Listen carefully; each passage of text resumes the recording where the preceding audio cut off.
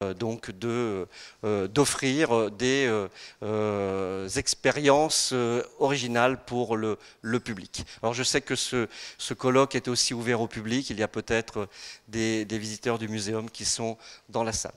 Voilà, donc de nouveau, je vous souhaite la bienvenue. Je vous souhaite 3 bonnes journées au sein de notre établissement. Donc, bon travail et nous aurons sans doute l'occasion de nous croiser pendant votre présence. Bon travail à tous et bienvenue au muséum.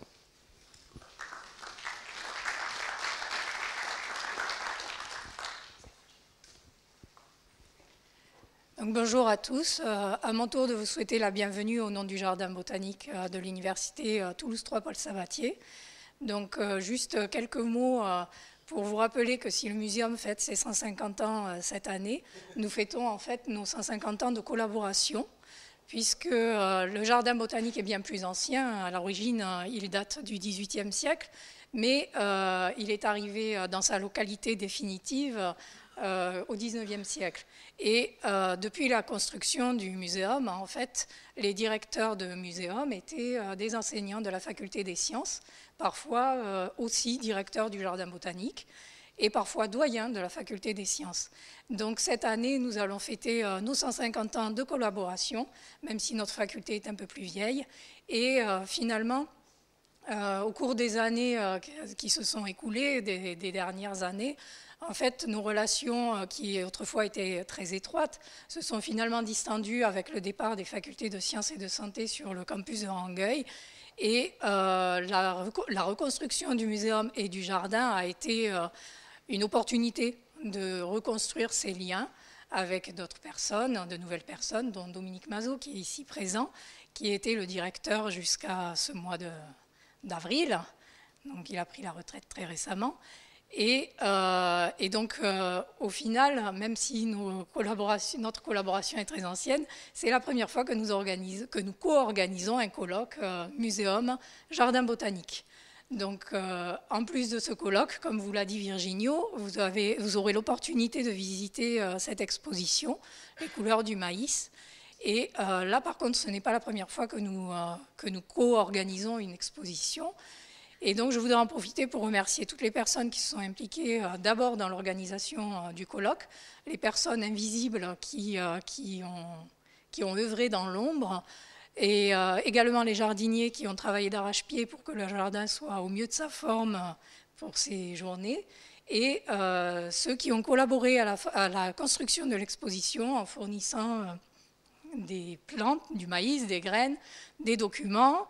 Et je voudrais remercier également, j'en profite, Valérie Martin-Roland, dessinatrice de talent, qui est toujours notre complice pour justement toutes nos activités nécessitant du graphisme et des dessins. Donc elle est à l'accueil ce matin. Et donc je finirai par remercier Boris Pressec et Jean-Yves Marc qui ont porté ce projet de colloque à bout de bras du début, de l'idée initiale jusqu'à la réalisation finale, ce qui a été un très gros travail. Voilà, donc je vous souhaite 3 belles journées de colloque à mon tour.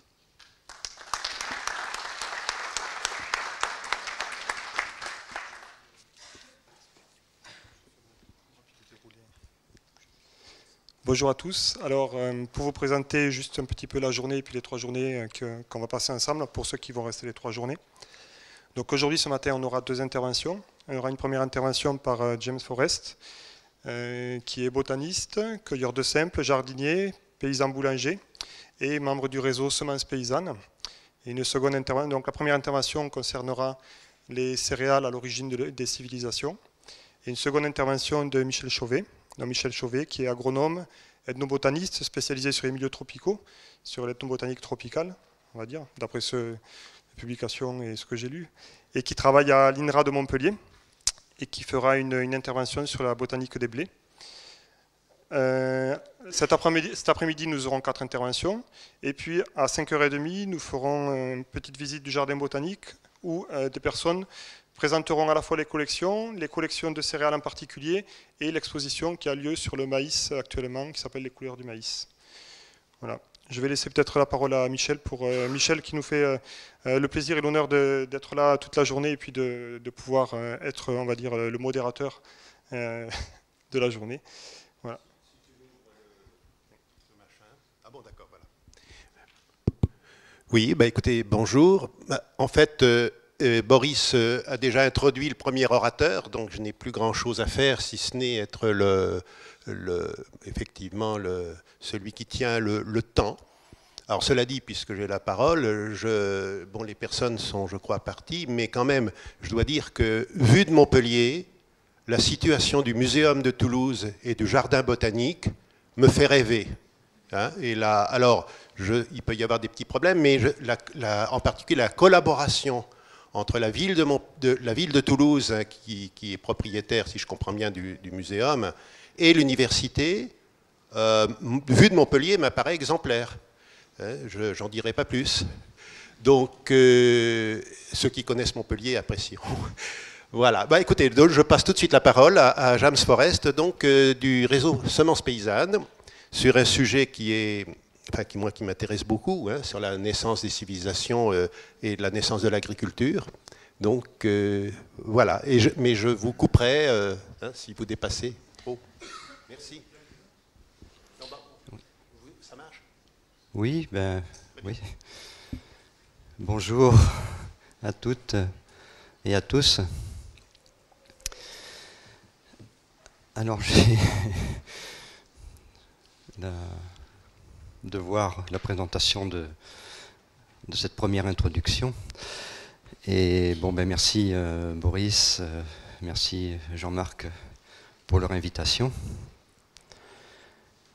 Et donc, pour me présenter, alors, je suis né en Charente et j'avais un grand-père qui avait commencé l'agriculture biologique, et il se trouve que c'est dans le même canton d'origine que Michel, c'est le canton de Aigre, dans le nord de la Charente.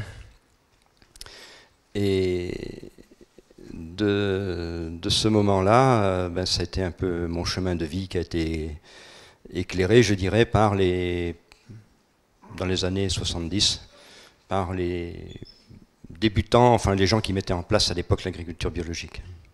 La ferme de mon grand-père à cette époque-là et de mon oncle était devenue un lieu d'information, de stage, c'est peut-être un grand mot, mais où les gens venaient s'inspirer des débuts de l'agriculture biologique. Et mon grand-père, déjà à cette époque-là, cultivait du blé. C'était une ferme en polyculture élevage. Et tous les ans, il y avait entre 3 et 4 hectares de blé qui étaient semés, récoltés, et qui étaient destinés aux premiers boulangers biologiques de l'époque, avec un initiateur, je dirais, un initiateur en agriculture biologique et en boulangerie, qui a été un grand nom du début de l'agriculture biologique, qui était Raoul Lemaire. Et donc, il y a eu, dès ce moment-là, un enseignement qui a été diffusé, les premières écoles d'agriculture et de formation en agriculture biologique, auxquelles j'ai participé. Alors, mon chemin par la suite, il a été, je dirais, toujours éclairé par le pain et la connaissance des plantes. Ce qui fait que, actuellement, je participe, et depuis une trentaine d'années, à la remise en valeur d'un jardin médiéval dans le cadre d'une abbaye cistercienne, près de Saint-Gaudens. J'ai eu, il y a 30 ans, la rencontre à Saint-Bertrand-de-Comminges avec 2 personnes du CNRS qui étaient Madame et Monsieur Marty, et qui, dès cette époque-là, m'avaient encouragé à retrouver les variétés anciennes de blé pour participer à la remise en valeur et à la recherche sur le site historique de Saint-Bertrand-de-Comminges à ce qu'était l'agriculture et la cuisine de l'époque romaine. Ceci, donc, pour me présenter ici dans la région, et donc je suis depuis 30 ans dans le Comminges. Ce qui fait qu'au cours de cet exposé, je souhaite vous présenter quelques aspects historiques du blé dans le département de la Haute-Garonne, avec des témoignages archéologiques.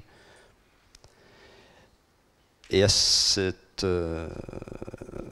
suite, donc, je dois beaucoup à mon ami Mathieu Soudet, qui est le réalisateur de ce diaporama, qui est agriculteur près de Saint-Gaudens et qui est guide de la villa gallo-romaine de Montmorin, donc qui est pour nous une source de référence historique. Et Mathieu est aussi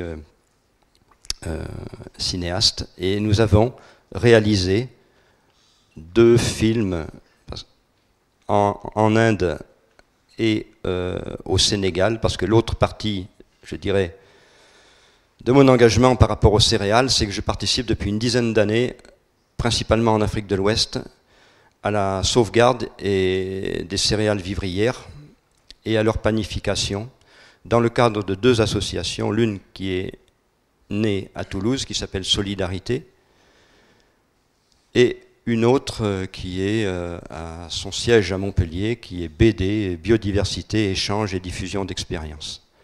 Donc, au cours de cet exposé, je pense à la fois vous inviter à découvrir les ressources céréalières de la Haute-Garonne et aussi de quelques pays du monde.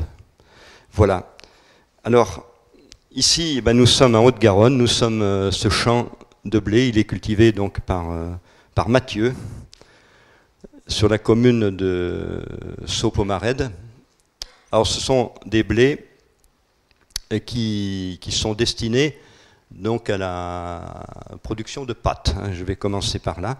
Donc, nous avons remis en culture avec tout un groupe de paysans chercheurs dans le département des Hautes-Pyrénées et de la Haute-Garonne. Nous avons remis en culture donc des blés durs avec l'objectif depuis une dizaine d'années, un objectif qui se réalise, c'est-à-dire de produire ces blés pour un atelier de transformation de pâtes alimentaires.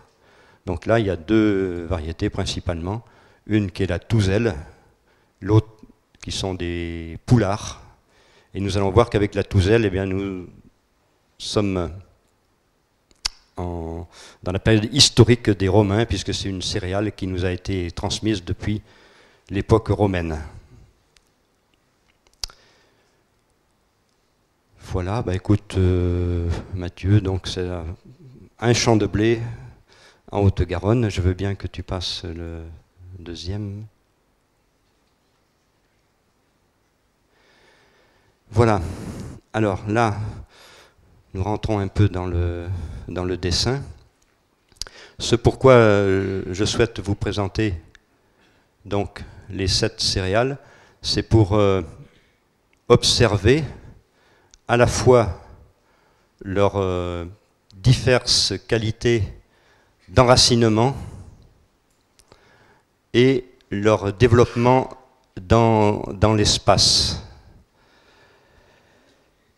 Et donc nous voyons que par rapport aux racines, eh bien, c'est le rapport de la plante avec la terre et l'eau, et ensuite la partie aérienne va être soit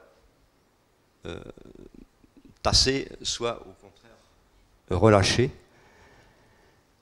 Et notamment, si on commence par le maïs qui est dessiné, là le premier à gauche, on va voir un enracinement plutôt puissant, un grain tassé près de la terre, des épis de maïs qui sont de forme carrée, conique, et qui sont bien recentrés, et une partie aérienne, florale, assez haute, et le maïs, en ce sens, botaniquement, il a les parties florales, les fleurs mâles, qui sont portées par le haut, alors que les fleurs femelles qui vont donner l'épi sont bien recentrées vers le bas, près de la terre.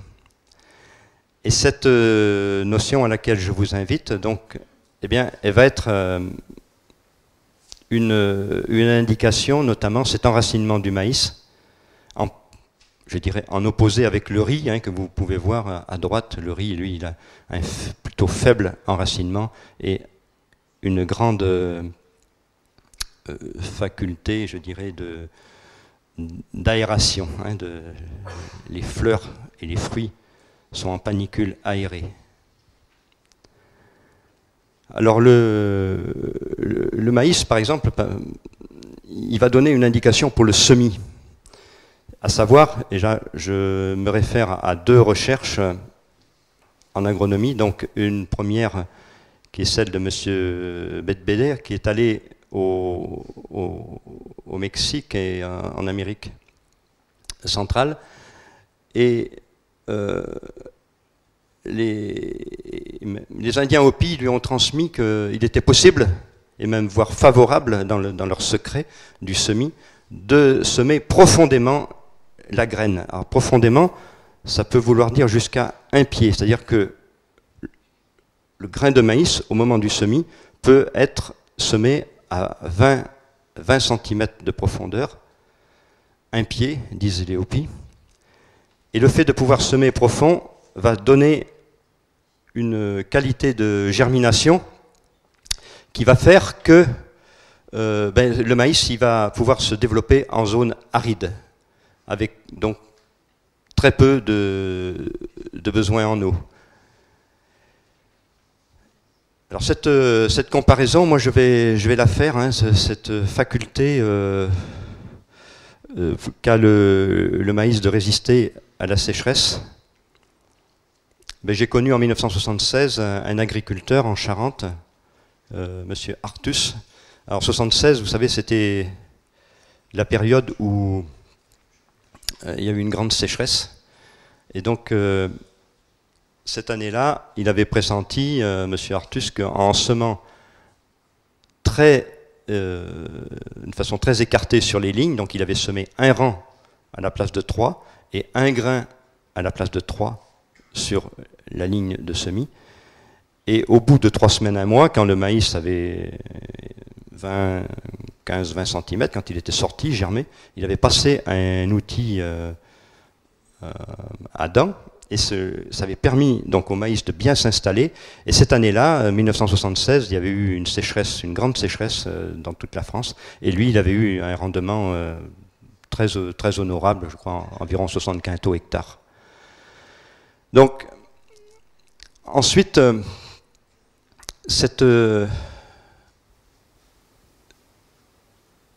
qualité d'enracinement, on va voir que suivant les autres céréales, elle va plutôt diminuer, et alors que les épis, vous voyez, vont, pour l'orge par exemple, qui est une céréale, alors on pourrait aussi, à partir de là, développer les relations de chacune de ces plantes avec un élément majeur. Hein, le maïs, il va être plus en relation et en assimilation, il va bien assimiler le calcium, alors que l'orge va plutôt, de par ses qualités, de par son affinité avec le sol, assimiler la silice. On aura les millets avec le phosphore. Le blé également, son élément principal, je dirais, va être le calcaire. L'avoine, eh bien, elle sera plutôt avec le magnésium, lien avec le magnésium, le seigle avec le potassium et le riz avec le sodium. Donc, et chacune de ces plantes, on peut aussi avoir un aspect, voir son aspect médicinal, thérapeutique. Alors les anciens, donc au Moyen-Âge par exemple, ces plantes étaient classées en rapport suivant le précepte d'Hippocrate, la relation avec les tempéraments et les éléments, eh bien, pour les 4 céréales européennes, par exemple, nous aurons le blé, dont le lien avec le calcium va plutôt donner ce que donc, les médecins de l'époque appelaient le tempérament mélancolique, avec le seigle, et qui est lié lui au potassium. Les anciens le classaient avec ce qu'on appelait le tempérament flegmatique, l'orge avec le tempérament sanguin du fait de son rapport avec la silice, et l'avoine, de par son rapport avec le magnésium, on a été qualifié de lié avec le tempérament colérique. Donc ça, c'est ce qu'on va retrouver ensuite dans toute la médecine du Moyen-Âge et la nutrition du Moyen-Âge, notamment avec Hildegard de Bingen. Voilà, écoute Mathieu, voilà pour une présentation rapide des céréales. Alors, ce qui est important dans cet aspect de l'enracinement des céréales et de la longueur des tiges et des pailles, c'est que il faut bien tenir compte du fait que les céréales redonnent au sol à la fois par leurs racines et par leurs pailles, et redonnent l'humus. Et là, on est dans les origines, tout au moins en langue latine. Le humus a donné humain, humanité, humilité, et donc il va être important de considérer les pailles des céréales, et je tiens justement à préciser l'importance des travaux des agronomes qui sont Lydia et Claude Bourguignon, qui nous invitent à penser qu'on ne pense pas assez souvent à ce que les racines, les parties racinaires et les chaumes des céréales devraient être restituées au sol pour donner un bon humus.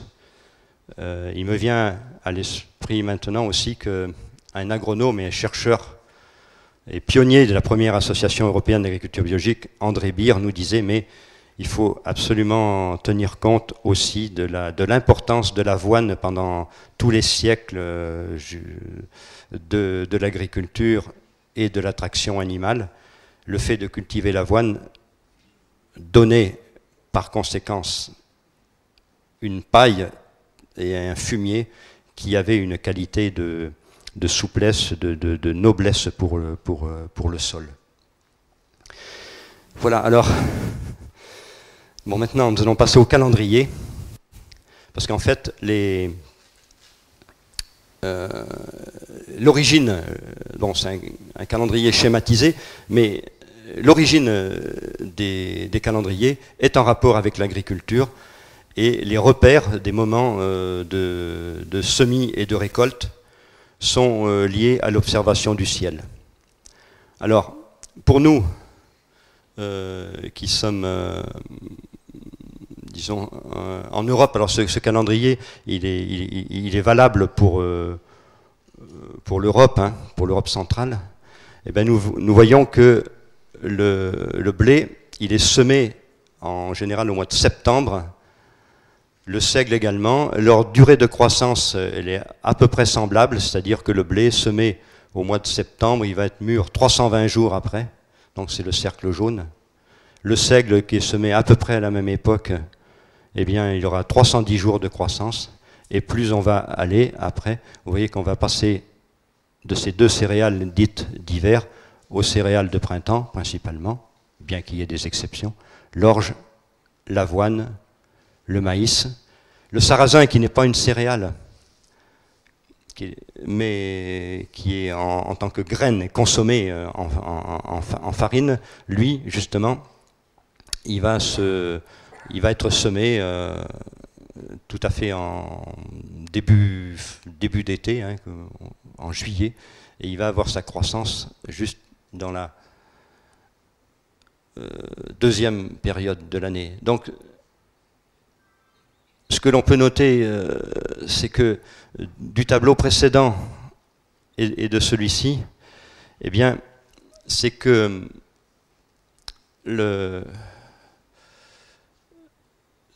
ce que chacune de ces céréales va pouvoir élaborer en éléments nutritionnels va bien sûr être différent. Et donc, on pourrait, tout comme les dates du semis au cours de l'année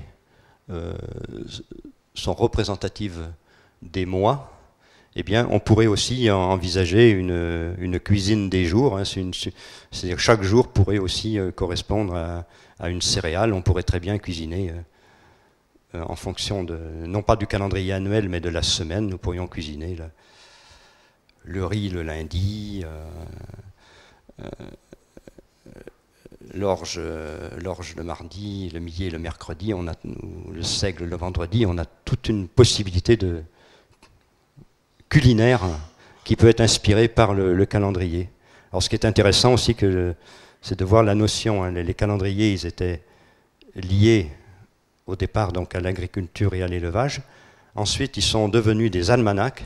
Les almanachs, donc, pour les médecins et les conseillers de santé, eh bien, c'était là où étaient notés les moments de l'année où il y avait des périodes de jeûne ou des périodes de cure de plantes particulières. Voilà, donc pour le calendrier, alors tu vas peut-être passer à la suivante. Voilà, donc le blé, il est, tout au moins en Europe, il est semé à un moment, donc au mois de... entre le 15 août, précisément entre le 15 août et le 1er novembre actuellement, le soleil se lève dans une constellation qui s'appelle Virgo. Et en astronomie, c'est comme en botanique, les constellations doivent être nommées en latin, donc je précise que ce n'est pas de l'astrologie, c'est bien un repère astronomique que les anciens ont eu, je pense, depuis 2000 ou 3000 ans, lorsque le soleil, à partir du 15 août, se lève dans cette partie du ciel qui s'appelle Virgo, eh bien, c'est le bon moment jusqu'en novembre pour semer le blé. Et donc, c'est ce qui va être à l'origine de ce rapport entre la constellation de la Vierge et le fait de porter l'épi. Hein, donc c'est on va le retrouver ensuite dans le culte de Déméter, mais dans cette main, on voit bien ici la Vierge qui porte l'épi. Ce qui est beaucoup plus discret, c'est que dans l'autre main, en haut, eh bien, elle porte la grappe de raisin. Alors, ce qui explique que l'étoile la plus brillante de la Vierge, elle s'appelle Spica, donc l'épi de la Vierge, et l'autre, c'est Vindimiatrix, l'étoile, on peut dire, en lien avec le raisin.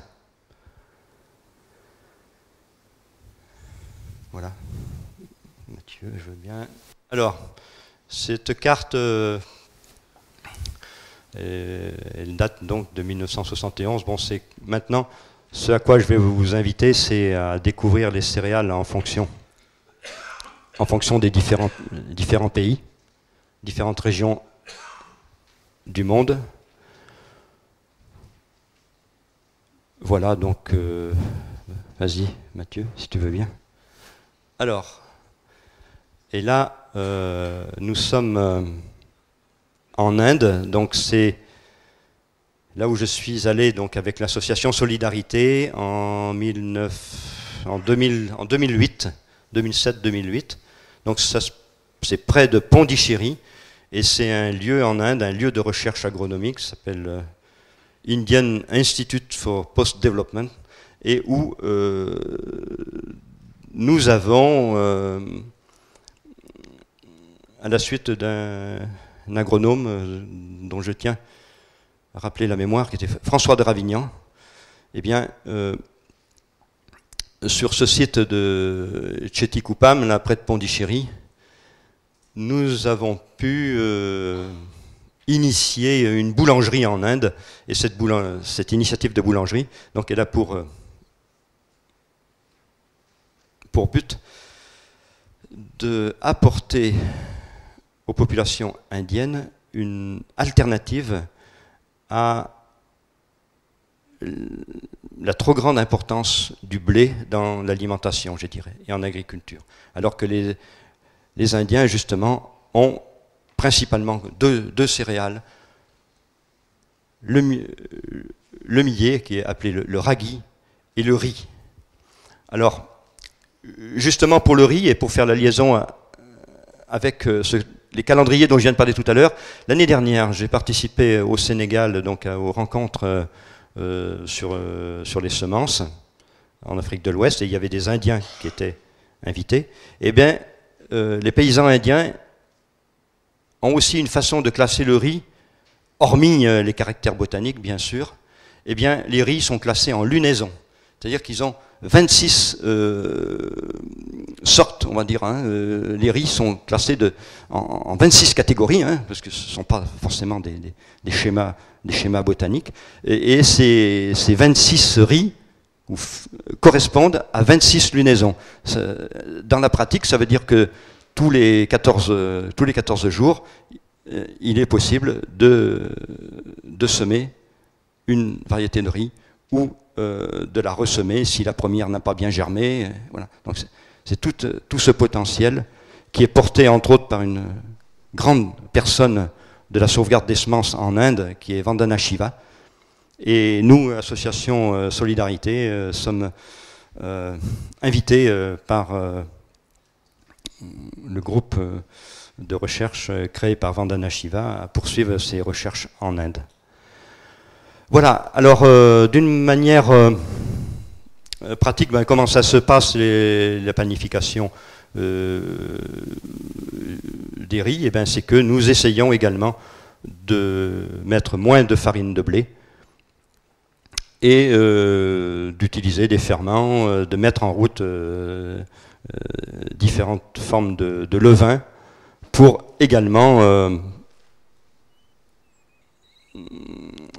essayer de ne pas avoir recours à la levure issue de l'industrie. Non pas contre le fait de la levure principalement, mais parce qu'il y a la possibilité, avec les ressources locales, de donner des ferments qui peuvent aider à lever la pâte, notamment des associations avec certaines légumineuses.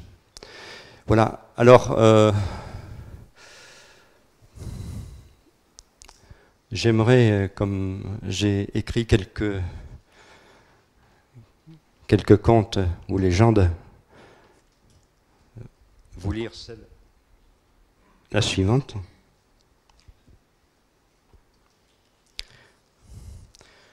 D'après une légende, le riz existait dès le commencement, mais ses épis n'étaient pas remplis. C'était à l'époque où les hommes vivaient de la chasse et de la cueillette. La déesse Kuan Yin vit que les hommes vivaient dans la misère et au bord de la famine. Elle en fut émue et décida de les aider. Elle alla secrètement dans les champs de riz et pressa son sein de telle manière que le lait coula dans les épis des plants de riz. La plupart d'entre eux furent remplis. Mais pour terminer sa tâche, elle dut serrer si fort qu'un mélange de lait et de sang s'écoula dans les plantes. C'est pourquoi il y a deux sortes de riz, le blanc provenant du lait et le rouge provenant du mélange de lait et de sang.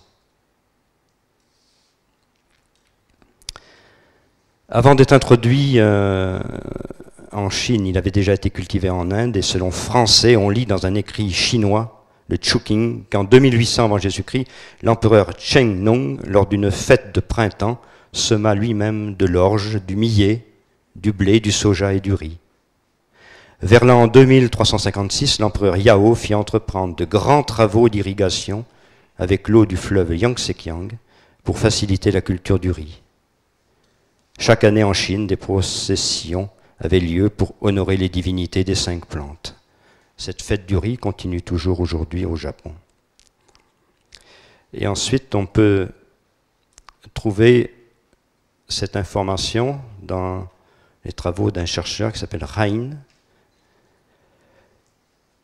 Le fond nutritionnel de tous les habitants humains de la Terre a été végétal, à très peu d'exceptions près.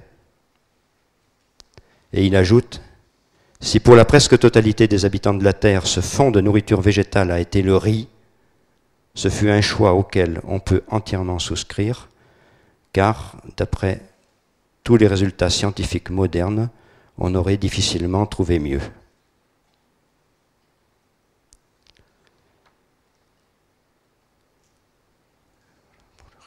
Bon, bah écoute, Mathieu, on va peut-être passer. Alors,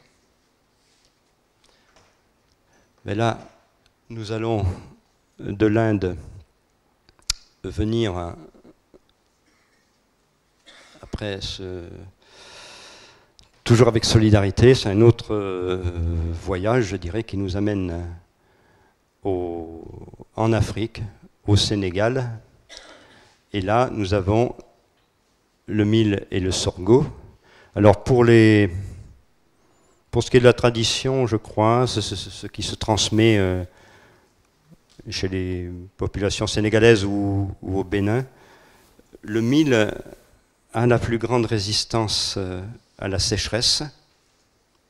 C'est celui qui a la plus grande résistance à la sécheresse, alors que le sorgho demande quand même un peu plus de besoins en eau. Mais il y a surtout dans ce que l'on peut noter pour les différentes ethnies, eh bien, des populations qui sont liées au mil, des populations qui sont liées au sorgho. Et là, nous venons au mois de février du Bénin, et où il y a le nord Bénin, dans le nord du Bénin, les populations sont liées à la culture du sorgho, sont liées à l'alimentation avec le mil, pardon. Voilà. Alors,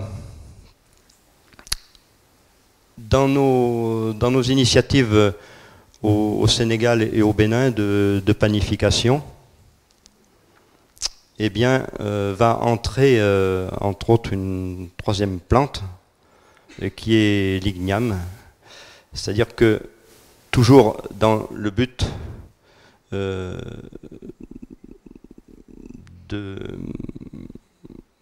de trouver des solutions qui permettent à ces populations de faire lever la pâte. Vous savez que la grande caractéristique aussi bien du riz, que l'on vient de voir tout à l'heure, que des sorghos, des mils, c'est qu'ils n'ont pas de gluten, et donc ils ne sont pas élastiques. Donc faire lever, au sens où on l'entend pour le pain, faire lever ces pâtes sans aucune adjonction de parties qui vont lier les chaînes d'amino n'est pas possible. Donc, pour l'instant, nous utilisons toujours un peu de blé, et comme le vin, eh bien, il y a la racine d'igname qui a une grande faculté de fermentation. Donc, c'est tout à fait possible de faire lever la pâte avec 50% par exemple de farine de mil ou de sorgho avec un peu de blé, avec la fermentation issue de la racine d'igname. Alors je parle de la racine d'igname parce que en Peul, le nom de la racine d'igname c'est Capé Boulanda, et Capé Boulanda ça veut dire racine nourricière de la famille. Donc ça a été très bien apprécié que nous, Association Solidarité, nous ayons fait un peu cette recherche sur la valeur de l'igname en tant qu'ingrédient, je dirais, de la pâte pour le pain.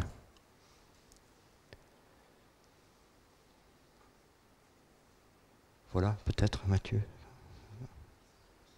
Alors maintenant, à la fois nous pourrions être au Mexique mais ces maïs, ils sont cultivés ici en Haute-Garonne. C'est une variété qui s'appelle le maïs de Boutz. Alors Boutz le Mourtis, donc c'est une petite commune au-dessus de Saint-Béat, hein, qui est connue pour sa station de ski.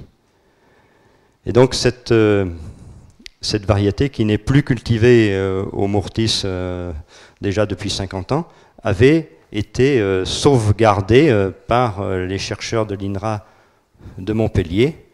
Et grâce maintenant au réseau Semences Paysannes et entre autres au mouvement d'agriculteurs qui est du côté de la Dordogne et de la Gironde, AgroBio Périgord, il a été possible de retrouver d'avoir quelques graines, quelques centaines de grammes de graines. Et ceux-ci, donc, ils ont été semés à Aspet, hein, il y a 2 ans. Et voilà, ça c'est la récolte donc, de maïs du Mourtis, maintenant, qui peut retrouver sa région où il était cultivé il y a encore 50 ans. Donc c'est un très bon maïs alimentaire. Alors à ce sujet, pour la qualité alimentaire du maïs, il y a dans la tradition de tous les peuples indiens une pratique qui consiste à cuire le grain de maïs dans de l'eau et de la chaux, ou des cendres végétales, entre autres des cendres de chêne par exemple, très riches en calcaire. Alors pourquoi ? C'est qu'en fait, lorsqu'on prend cette précaution de cuire le maïs, et ça les Indiens donc le savent depuis l'aube des temps, lorsqu'on prend cette précaution-là, la pâte de maïs que l'on obtient, la massa qui va servir à préparer les tortillas, eh bien, elle s'enrichit en calcium de 4 fois par rapport au taux originel contenu dans le grain. Les protéines sont beaucoup plus assimilables. A l'inverse, si cette précaution n'est pas prise, et pour la plupart des maïs, eh bien, il y a un phénomène carentiel qui va se produire, c'est-à-dire que si l'on mange pendant longtemps et sans autre source de nourriture variée comme des fruits et des légumes, si on mange du maïs pendant une longue période, eh bien, il va y avoir la possibilité, et comme ça s'est passé dans les Landes, comme ça s'est passé en Italie du Nord, et quand le maïs est arrivé en Europe, eh bien, les populations qui s'alimentent de cette façon-là vont aller vers une carence en une vitamine qui s'appelle la vitamine PP. Vitamine PP, ça veut dire préventive pélagre, et la pélagre, donc c'est une maladie qui est liée à la desquamation et qui peut être mortelle. Eh bien, elle est liée justement à cette consommation de maïs lorsque il n'y a pas cette précaution culinaire connue depuis des millénaires.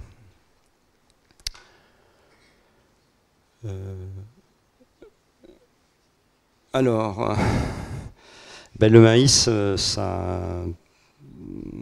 une origine, elle est comme pour la plupart des céréales, et comme on le retrouve dans toutes les mythologies, elle est liée à l'aide des dieux. Et là, je vais vous lire aussi un texte fondateur, le livre fondateur des populations mayas, Quiché, s'appelle le Popol Vuh. Le Popol Vuh, c'est donc le livre qui relate à la fois l'histoire des céréales. Je tiens justement à parler maintenant aussi de quelqu'un qui a au Guatemala réalisé une grande œuvre pour la santé, qui est le pharmacien Jean-Pierre Nicolas, et dont l'association Les Jardins du Monde œuvre justement pour aider à la sauvegarde de ces variétés de maïs et de plantes, dans le cadre bien sûr de plus de possibilités pour les populations de se soigner et de se nourrir. Alors pour le maïs, j'ai mis un petit texte par là. Le maïs, le Popol Vuh.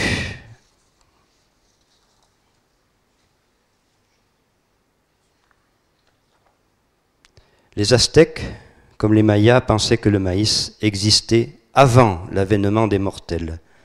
Dans la version aztèque, Quetzalcóatl, déguisé en fourmi noire, déroba cette céréale à Tonacatépetl et la porta à Tolomachan pour la donner à l'homme. Dans le mythe de la création maya, le Popol Vuh, la chair même de l'homme fut formée à partir des farines de maïs et de sang de serpent. Le maïs est toujours vénéré au Mexique et au Guatemala. L'époque maya contient des références au Jardin d'Éden, dans laquelle la nature donnait elle-même des produits en abondance.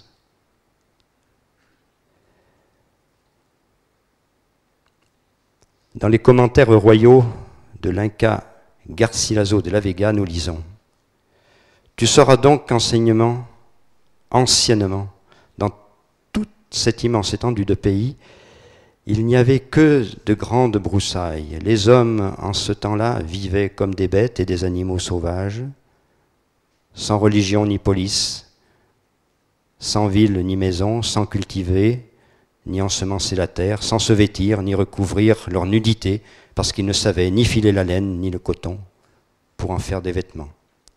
L'Inca continua.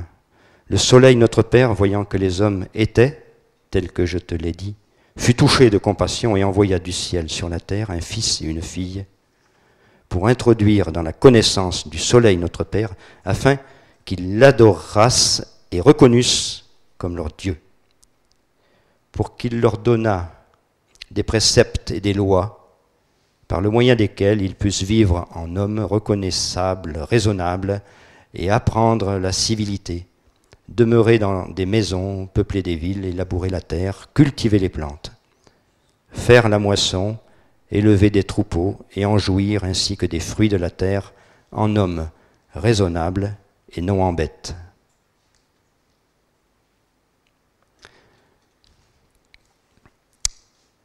Alors, maintenant, Mathieu, alors, tu vas passer la suivante, tu veux, ouais, vas-y, 5, bon, vas-y. Alors, bon, voilà un blé maintenant.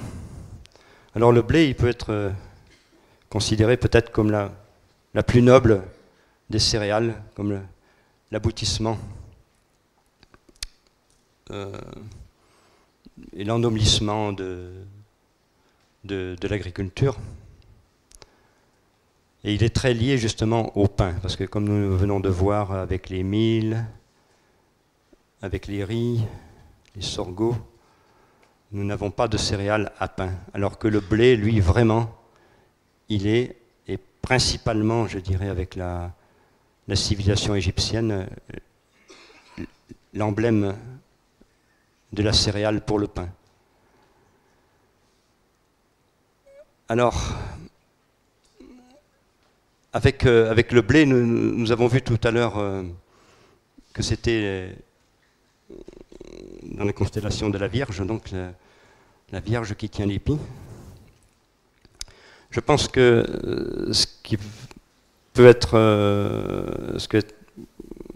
important de retenir avec le blé, c'est que l'on va passer justement dans les pratiques alimentaires, on va passer de ce qui peut être les bouillies, les galettes, au pain levé. Et qui dit le pain levé, dit une autre phase dans l'étape de connaissance sur l'art de cultiver justement les céréales. Et avec le blé, eh bien, je pense que nous pouvons retenir que sa liaison à la terre est liée aux 4 éléments, c'est-à-dire que le grain de blé, il va d'abord être semé en terre, il va rencontrer l'élément terre, l'élément eau, et puis ensuite il va germer, et s'élever, et par la photosynthèse, par l'air, il va pouvoir se développer et mûrir ensuite avec le soleil, et la moisson aura lieu au mois d'août, en pleine maturité. C'est un champ de blé, au-dessus d'un champ de blé, c'est un véritable fourneau. Les gens qui pratiquent, par exemple, le vol à voile, le reconnaissent. Au-dessus d'un champ de blé, dans la mesure où il fait une certaine superficie, eh bien, les voiles sont plus portées, on ressent plus la chaleur. Donc ce blé qui va être récolté en plein été, comme on l'a vu tout à l'heure avec le calendrier, eh bien, il va être porté chez le meunier. Normalement, la maturité du blé, elle a un minimum de 1 an, c'est-à-dire que même s'il est moissonné au mois de juillet, eh bien, il va falloir attendre ce que les boulangers et les meuniers appellent le coup de feu, c'est-à-dire que, à nouveau, cette notion de chaleur, de maturité à plein, qui va avoir lieu normalement à peu près 1 an après le semis. Le meunier va ouvrir le grain, il va porter la farine chez le boulanger. Et qu'est-ce qui se passe à ce moment-là? Eh bien, c'est la deuxième étape par rapport à ce qui s'est passé dans la terre, en fait. Le grain s'est ouvert, il a germé, il a rencontré l'eau. Mais là, la farine, à nouveau, va, grâce à l'acte du boulanger, apporter donc le deuxième élément. Donc on a la farine qui est ouverte, le grain qui est dispersé, l'eau qui va commencer à donner de la cohésion, le boulanger qui va apporter le levain, qui est déjà de l'eau et de la farine, une pâte dont Marc vous parlera très bien dans 2 jours. Et à nouveau, il va se passer une respiration dans ce grain, dans ce pain. On va avoir des alvéoles, comme nos poumons, avec de la température aussi qui va se développer par la fermentation. Le pain, il va être porté au four, et là, eh bien, à nouveau, c'est un autre soleil, c'est le soleil de la photosynthèse qui aura créé le bois, et à nouveau, par le feu, eh bien, nous allons pouvoir cuire le pain, lequel va donc connaître, en 1 jour, le grain de blé, la farine et l'eau et la pâte, elles vont connaître ce que le grain de blé a vécu pendant 1 an dans le champ. Donc c'est le feu du four qui va être le soleil de la cuisson. Et à nouveau, bien, ce pain, quand il va être cuit, eh bien, nous allons le mâcher, le porter à notre bouche et à nouveau le séparer par la mastication, la salivation. Et l'eau de la bouche, l'eau de la salive, eh bien, vous pouvez suivre le cheminement. Après l'eau de la terre, après l'eau du pétrin, eh bien, ça va être notre salivation. Les gaz, ensuite, la fermentation, on va dire, va se poursuivre en nous. Donc c'est notre bol stomacal qui va aider à la digestion et pour donner cette chaleur, notre chaleur interne, notre énergie, la constitution de notre corps. Donc voilà, Michel, il faut aller vite. C'est vrai. Bon, alors, je vais conclure. Alors, vas-y, Mathieu, donne le suivant. Alors, le seigle.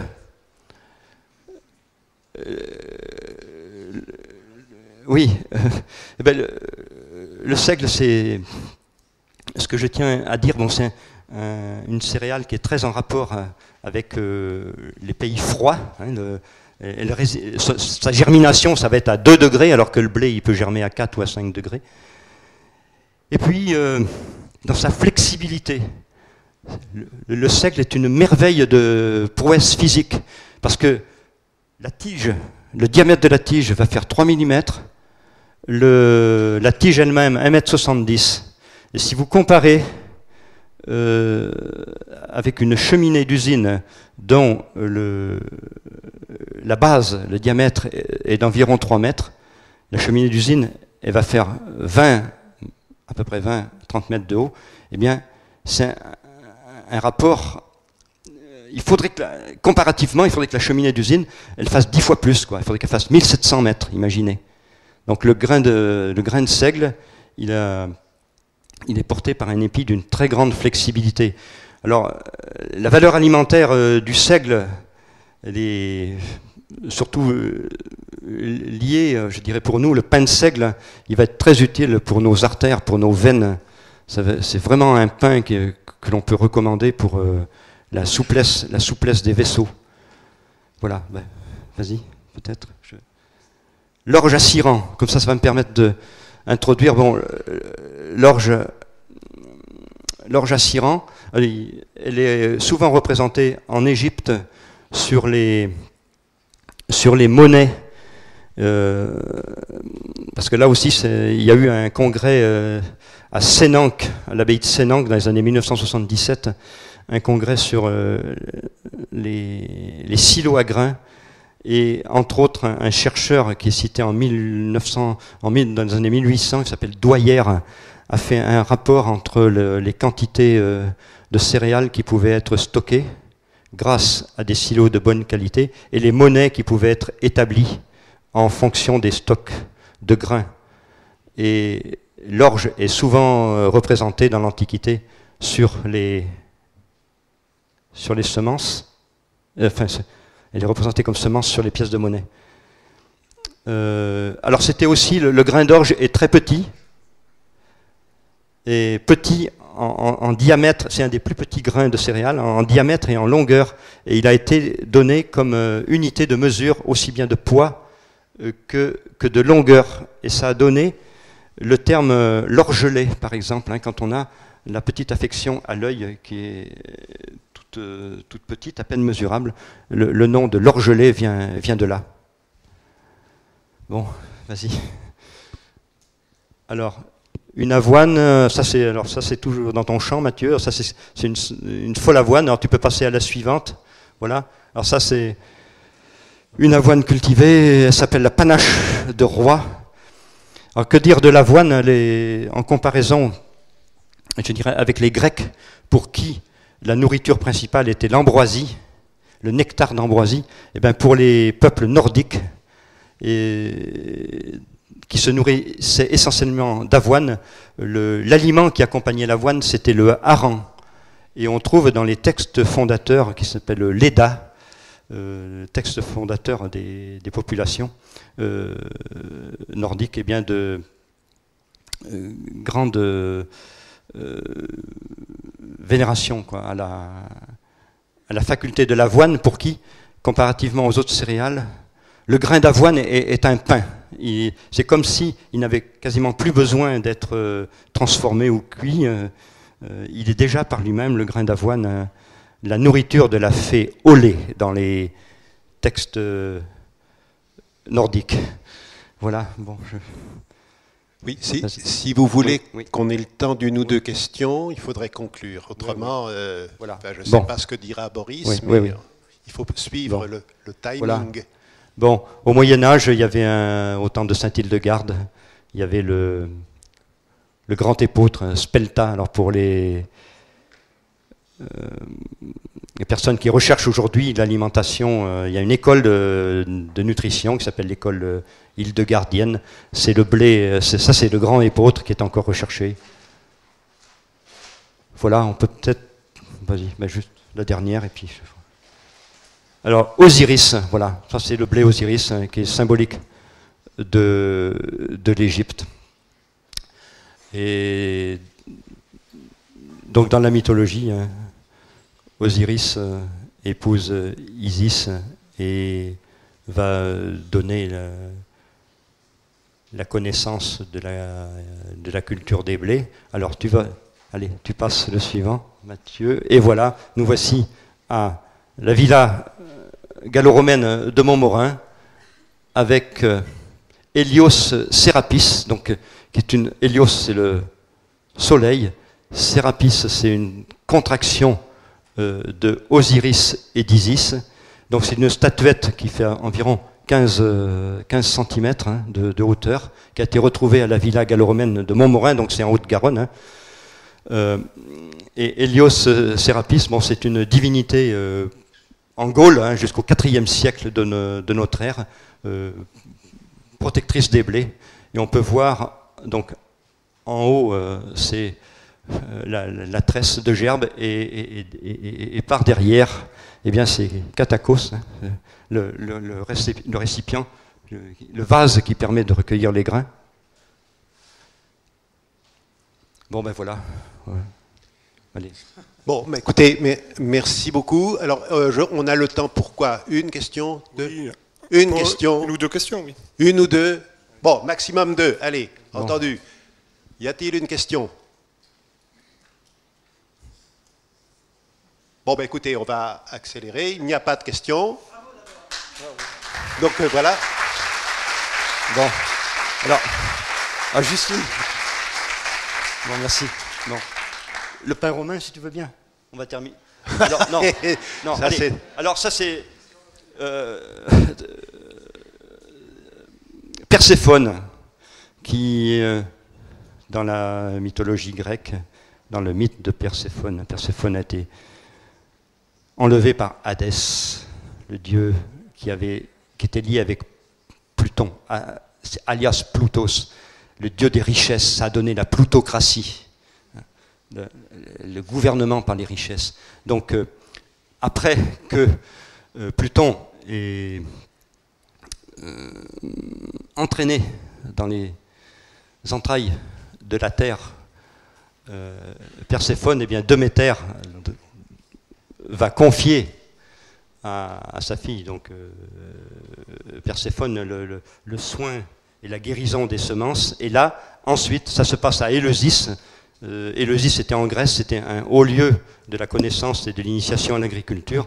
Eh bien, nous voyons Perséphone qui confie à Triptolème sur un char ailé la mission de parcourir le monde en portant les grains et en enseignant l'agriculture. Allez, le pain romain, et puis ça sera fini. Allez, voilà. Allez. Ouais. Voilà, non, c'est plus. Je suis dans une position délicate à la fois de président et d'orateur suivant, mais je me permets quand même d'assister pour vous remercier de votre exposé. Et on peut peut-être passer au non, surtout, pardon pour avoir été lent au départ. Voilà.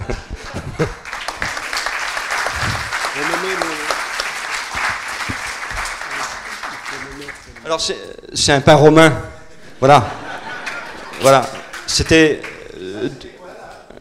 depuis, ben voilà, le voilà en vrai. Voilà. Donc, en fait, depuis 30 ans, à peu près une fois par semaine, je porte un pain au restaurant romain, le Luc du Nôme, à Saint-Bertrand-de-Comminges. Et ce pain, il est issu, donc, je dois remercier monsieur et madame Marty, qui, il y a 30 ans, m'ont encouragé à faire ces recherches sur l'agriculture des Romains. Voilà. Merci.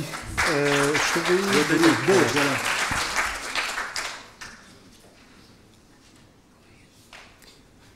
Merci James. Il y a Mathieu, on va prendre. Tu fais prendre ton phone? Où tu veux. Bon, alors. Bon, mais écoutez, on va changer pas mal. Je vais être peut-être un peu plus terre à terre. Hein, je m'en excuse. Alors, la botanique des blés, bizarrement, il y a peu de personnes qui s'y intéressent de très près parce que on l'aperçoit comme assez compliqué, ce qui est vrai.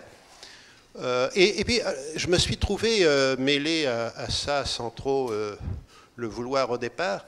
Et en fait, en discutant avec plein de gens, y compris qui étaient censés, disons, parler des blés, je me suis rendu compte qu'il y avait plein d'incompréhensions ou de termes qui mal définis, mal compris, etc. Et donc là, je vais vous faire un topo qui est, alors désolé pour les spécialistes qui savent déjà tout ça, mais qui va essayer de remettre, de donner des définitions précises et de dire clairement de quoi il s'agit quand on parle d'un blé vêtu, d'un rachis fragile ou de choses comme ça. Donc allons-y. Ah oui, alors, si, voilà, là je me vois. Oui, alors, je vous disais donc que les blés, c'est une classification très complexe, parce que les botanistes, dans le temps, vous savez, ils donnaient des noms latins, dès qu'il y avait le moindre variant. Alors le blé, il y en a qui ont des barbes, pas de barbe, il y en a qui sont de couleurs différentes, il y a plein de choses. Donc le résultat, c'est un très grand nombre de noms. Alors voilà, dans le IPNI, c'est International Plant Names Index, qui résulte de la numérisation de l'index de Kew, qui était bien connu des botanistes. Donc l'IPNI donne 836 noms dans le genre Triticum. Mais si vous allez dans The Plant List, qui englobe IPNI plus d'autres bases de données, on monte à 974. Et dans Green, alors Green, c'est la référence internationale pour la nomenclature donc les non scientifiques des plantes d'intérêt économique, Genetic Resources Information Network, on monte à 1704. Donc vous voyez qu'il faut aller nager là-dedans. Alors il faut tellement nager d'ailleurs que le blé, c'est une des rares plantes cultivées qui fasse l'objet d'un site web propre qui s'appelle Wheat Taxonomy et qui énumère toutes les différents systèmes de classification utilisés et les liens entre eux, et qui d'ailleurs recommande chaudement que quand on écrit sur les blés, surtout qu'on ne mélange pas plusieurs systèmes de classification, parce qu'autrement on ne s'y retrouve pas. Alors, bon, moi, comme je suis un affreux, je sais pas quoi, généticien ou tout ça, je veux dire par rapport aux botanistes, corologistes ou autres qui ont tendance des fois à créer plein de micro-espèces, moi je ne jure que par ce que j'appelle les espèces biologiques.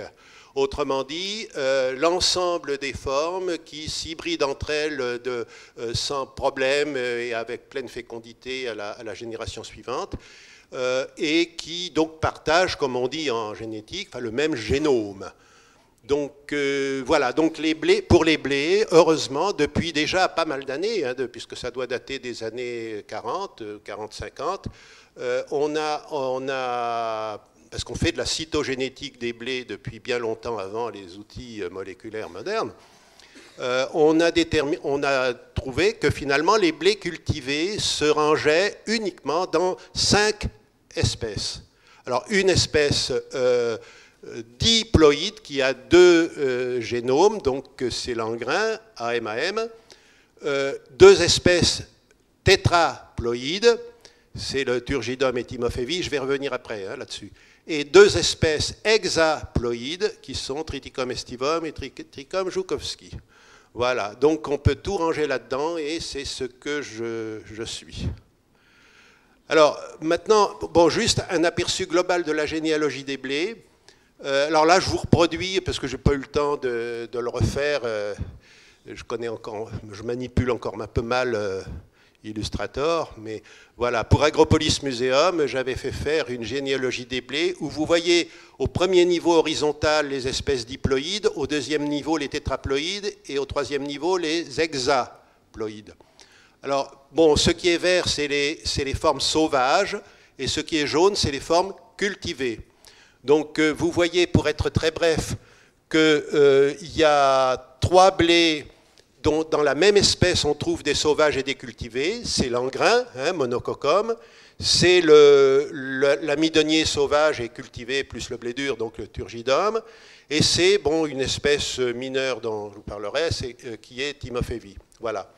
Alors, et par ailleurs, ce qu'on peut souligner dès maintenant, c'est qu'il y a 2 espèces, dont une importante, qui est Triticum aestivum, qui est le blé tendre, qui, elle, est issue d'hybridation en culture. Elle n'a pas d'ancêtre direct dans la nature.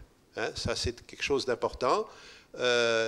Ses ancêtres, ils sont, puisqu'elle est résultat d'un croisement, mais je vous en reparlerai. Bon, voilà donc un peu... Alors oui, en fait, ce schéma, personne n'a encore hurlé, mais il est un peu faux. Enfin, il était bon quand je l'ai fait, mais depuis, on a trouvé que l'ancêtre sauvage de l'amidonnier sauvage n'était pas l'engrain sauvage. Autrement dit, parce qu'en fait, il y a une plante qu'on appelle Triticum urartu, et c'est elle qui a donné le génome A, qu'on appelle d'ailleurs maintenant A indice U, qui a donné donc le génome A du blé dur et du blé tendre. Et ce Triticum urartu, il est morphologiquement indistinguable du Triticum monococcum, mais il ne se croise pas avec lui. Donc en fait, c'est... Voilà. Donc malheureusement pour ceux qui à un moment ont voulu dire « Ah mais le langrin c'est un des ancêtres des blés tétraploïdes et hexaploïdes », eh bien non, c'est une lignée séparée, puisque le génome A n'est même pas le même, donc c'est un AM et pas un AU. Bon. Voilà. Alors voilà, je vous ai dit que on allait revenir au basique, hein. Parce qu'en fait, que souvent, quand on parle des enveloppes du blé, communément, les gens, on confond un peu tout. Alors il faut donc revenir à des choses plus précises. Donc le grain de blé, quand il est nu, il contient des enveloppes, mais quand on les extrait, à la mouture, on appelle ça le son. Hein? Alors le grain de blé, comme vous le savez tous, n'est pas une graine, mais un fruit. Hein, un fruit d'un genre spécial qu'on appelle un caryops, et qui se caractérise par le fait que la paroi du fruit ou péricarpe est soudée à la paroi de la graine, alias tégument ou testa. Donc, et l'ensemble des deux, bien soudés, qu'on ne peut pas séparer, donne le son. Alors, il y a d'autres trucs après, mais disons que comme là, à la mouture, on sépare la farine du son, je tenais à le dire. Alors, cela dit, dans les blés vêtus, dont je vais parler tout à l'heure, autour du grain de blé, il y a d'autres éléments qu'on appelle les glumes et les glumelles. Alors, les glumes, c'est des petites bractées qui sont à la base d'un épillé, hein, entier, si je peux dire. Alors que les glumelles, elles sont à la base de chaque fleur. Alors, dans un épillé, il peut y avoir une ou plusieurs fleurs. Voilà. Et les glumes et les glumelles, bien sûr, peuvent avoir des arêtes ou ne pas en avoir, etc. Et au sein des glumelles, on distingue la glumelle qui est en bas de celle qui est en dessus. Donc voilà, la lemme ou l'éma, la paléole ou paléa. Bon, bref, ça, on entre dans les détails. Et globalement, c'est ce qu'on appelle la balle. Ou en anglais chaff, vous voyez. Alors il y a des mots plus compliqués parce qu'ils n'ont pas le même sens d'une céréale à l'autre, qui est husk ou hull. Bon, c'est même dans les terminologies techniques comme ça, on est un peu dans...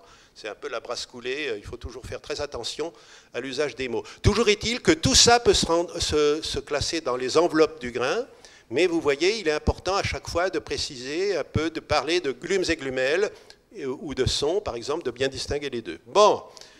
Alors oui, là je vous ai même reproduit un dessin d'un très bon bouquin, un bouquin dont je vais vous montrer, moi je ne vais pas vous montrer des blés, mais des bouquins, désolé, c'est le Amouretti Amouretti,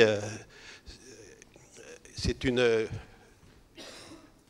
helléniste, je pense, une latiniste, mais qui s'est beaucoup intéressée à l'histoire des techniques, et qui a fait finalement, bon, c'est un des dessins que j'ai trouvé qui est plus facilement accessible, qui montre un peu, parce que si vous voulez, chez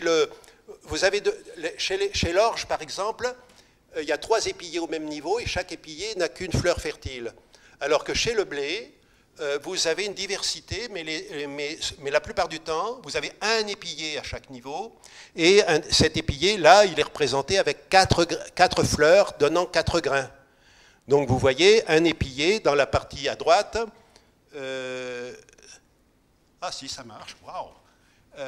Donc, dans la partie à droite, vous voyez, il y a 1 et 2 glumes, évidemment, pour tous les pillés, et puis ensuite, vous avez 1 grain, 2 grains, 3 grains, 4 grains, avec chacun sa glume et sa glumelle. Bon, allez, on va... Alors, chez les céréales, là, on entre dans quelque chose qui intéresse les généticiens et les archéologues, c'est que quand on récolte une céréale, je dis, alors, à la faucille ou à la faux, qu'est-ce qu'on rapporte chez soi? C'est ce qui est resté sur l'épi. Ce qui ne reste pas sur l'épi, ça tombe par terre, c'est perdu, ou en tout cas ça se ressème pour l'année suivante, mais voilà. Donc, la récolte à la faucille ou à la faux a entraîné dans l'histoire, hein, au début de l'agriculture, ce qu'on appelle une pression de sélection génétique très forte en faveur des rachis solides. Le rachis, c'est l'axe, c'est ce qu'il y a à droite, hein, c'est l'axe de l'épi. Bon. À l'opposé, chez les graminées sauvages, pour les botanistes qui herborisent le savent bien, l'épi ou la panicule, suivant les espèces, se désarticulent épillé par épillé pratiquement. On dit qu'elles ont un rachis fragile. Ça permet aux plantes de se disperser au maximum, mais par exemple ça fait qu'il est pratiquement impossible de récolter à l'état mûr des céréales sauvages. Si vous voulez récolter des égilops, par exemple, tout est par terre une fois qu'ils sont morts, une fois qu'ils sont mûrs. Mûrés. Bon, enfin bref. Voilà. Donc, si vous voulez, l'opposition rachis fragile, rachis solide est l'un des éléments qui participent à ce qu'on appelle le syndrome de domestication. C'est un des trucs à quoi on reconnaît qu'une céréale est sauvage ou cultivée. Et ça, aussi bien pour les généticiens que pour les archéologues, parce que les archéologues, quand ils trouvent des restes, c'est un des caractères qu'ils peuvent noter. Alors, cela dit, il y a un truc quand même, c'est que les céréales cultivées ont beau avoir un rachis solide, eh ben, au battage, ce rachis va se casser aux mêmes endroits, alors à deux endroits différents, qui peuvent être différents en tout cas, soit au-dessous de la tâche de l'épillé, soit au-dessus. Alors, là, heureusement, donc j'ai trouvé des... Tiens, je n'étais pas... Ah ben, si. Ah. Bon, il faut que je regarde l'ordinateur. Voilà. Alors, un autre élément important pour classer les blés et les apprécier, c'est savoir si le grain est nu ou vêtu. Je l'ai déjà un peu mentionné. Alors, je vais commencer par la fin. C'est que le blé nu, en fait, c'est voilà, le blé nu, quand on le bat, on obtient des grains tout nus qui n'ont pas de glumes ni de glumelles. Hein, ça part avec la balle, donc c'est vanné. Voilà. Alors, mais bien entendu, il reste le son, puisque le son est partie intégrante du grain. Voilà. Alors, le blé nu, bah, c'est les blés les plus communs, à savoir le blé tendre et le blé dur en particulier. Hein. Voilà. Alors, par contre, les blés vêtus, la situation là est complètement différente. À savoir que le produit du battage, c'est l'épillé entier, avec les glumes et les glumelles qui enferment bien les grains. Alors, la conséquence du fait que ces grains sont vêtus, c'est que quand on veut en obtenir de la farine, eh ben, en fait, il faut procéder en deux étapes successives. La première étape, d'abord, c'est le décortiquage. Alors, on dit mondage, en particulier pour l'orge aussi. Et c'est seulement une fois qu'on a décortiqué les grains qu'on peut les moudre. Alors, c'est une des causes, je pense, qui ont fait que pour faire ça, il faut un savoir-faire particulier de la part du meunier, et que quand les moulins se sont agrandis ou industrialisés, ben, ils ont pu laisser de côté ce truc-là, et ce qui fait que les paysans qui produisaient encore des blés vêtus n'ont plus trouvé de meunier dans certaines régions pour traiter leur blé. Voilà. Alors, autre chose aussi, c'est qu'en fait, ce qu'on stocke, ce qui se conserve bien, c'est le blé vêtu. C'est les grains vêtus. Et en fait, on sème l'épillé entier parce qu'une fois que c'est décortiqué, en fait, le décortiquage est assez brutal et ça casse l'embryon. Donc, la plante n'est plus... voilà. Alors, bon, alors maintenant, on trouve sur Internet des trucs très bien. Alors voilà, là, je vous ai montré, c'est de l'épeautre. Et là, on voit... alors, comment dire, je vous ai dit que chaque épillé se cassait. Et là, on voit le segment de rachis. Là, il y en a un autre. On en voit plein. Et vous voyez qu'en fait, le segment de rachis qui est attaché au grain, c'est celui qui est accolé au grain. Autrement dit, l'épillé s'est cassé au-dessous de l'insertion non, le rachis s'est cassé au-dessous de l'insertion de l'épillé. Voilà.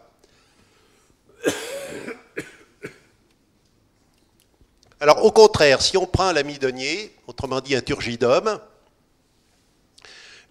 on voit que le segment de rachis qui est conservé avec l'épillé, c'est celui qui est situé au-dessous de l'épillé. Ce qui veut dire que l'abscission a eu lieu en dessus du point d'insertion de l'épillé sur le rachis. Alors ce caractère-là, pour les archéologues, c'est du gnangnan parce que ça leur permet tout de suite d'identifier l'espèce.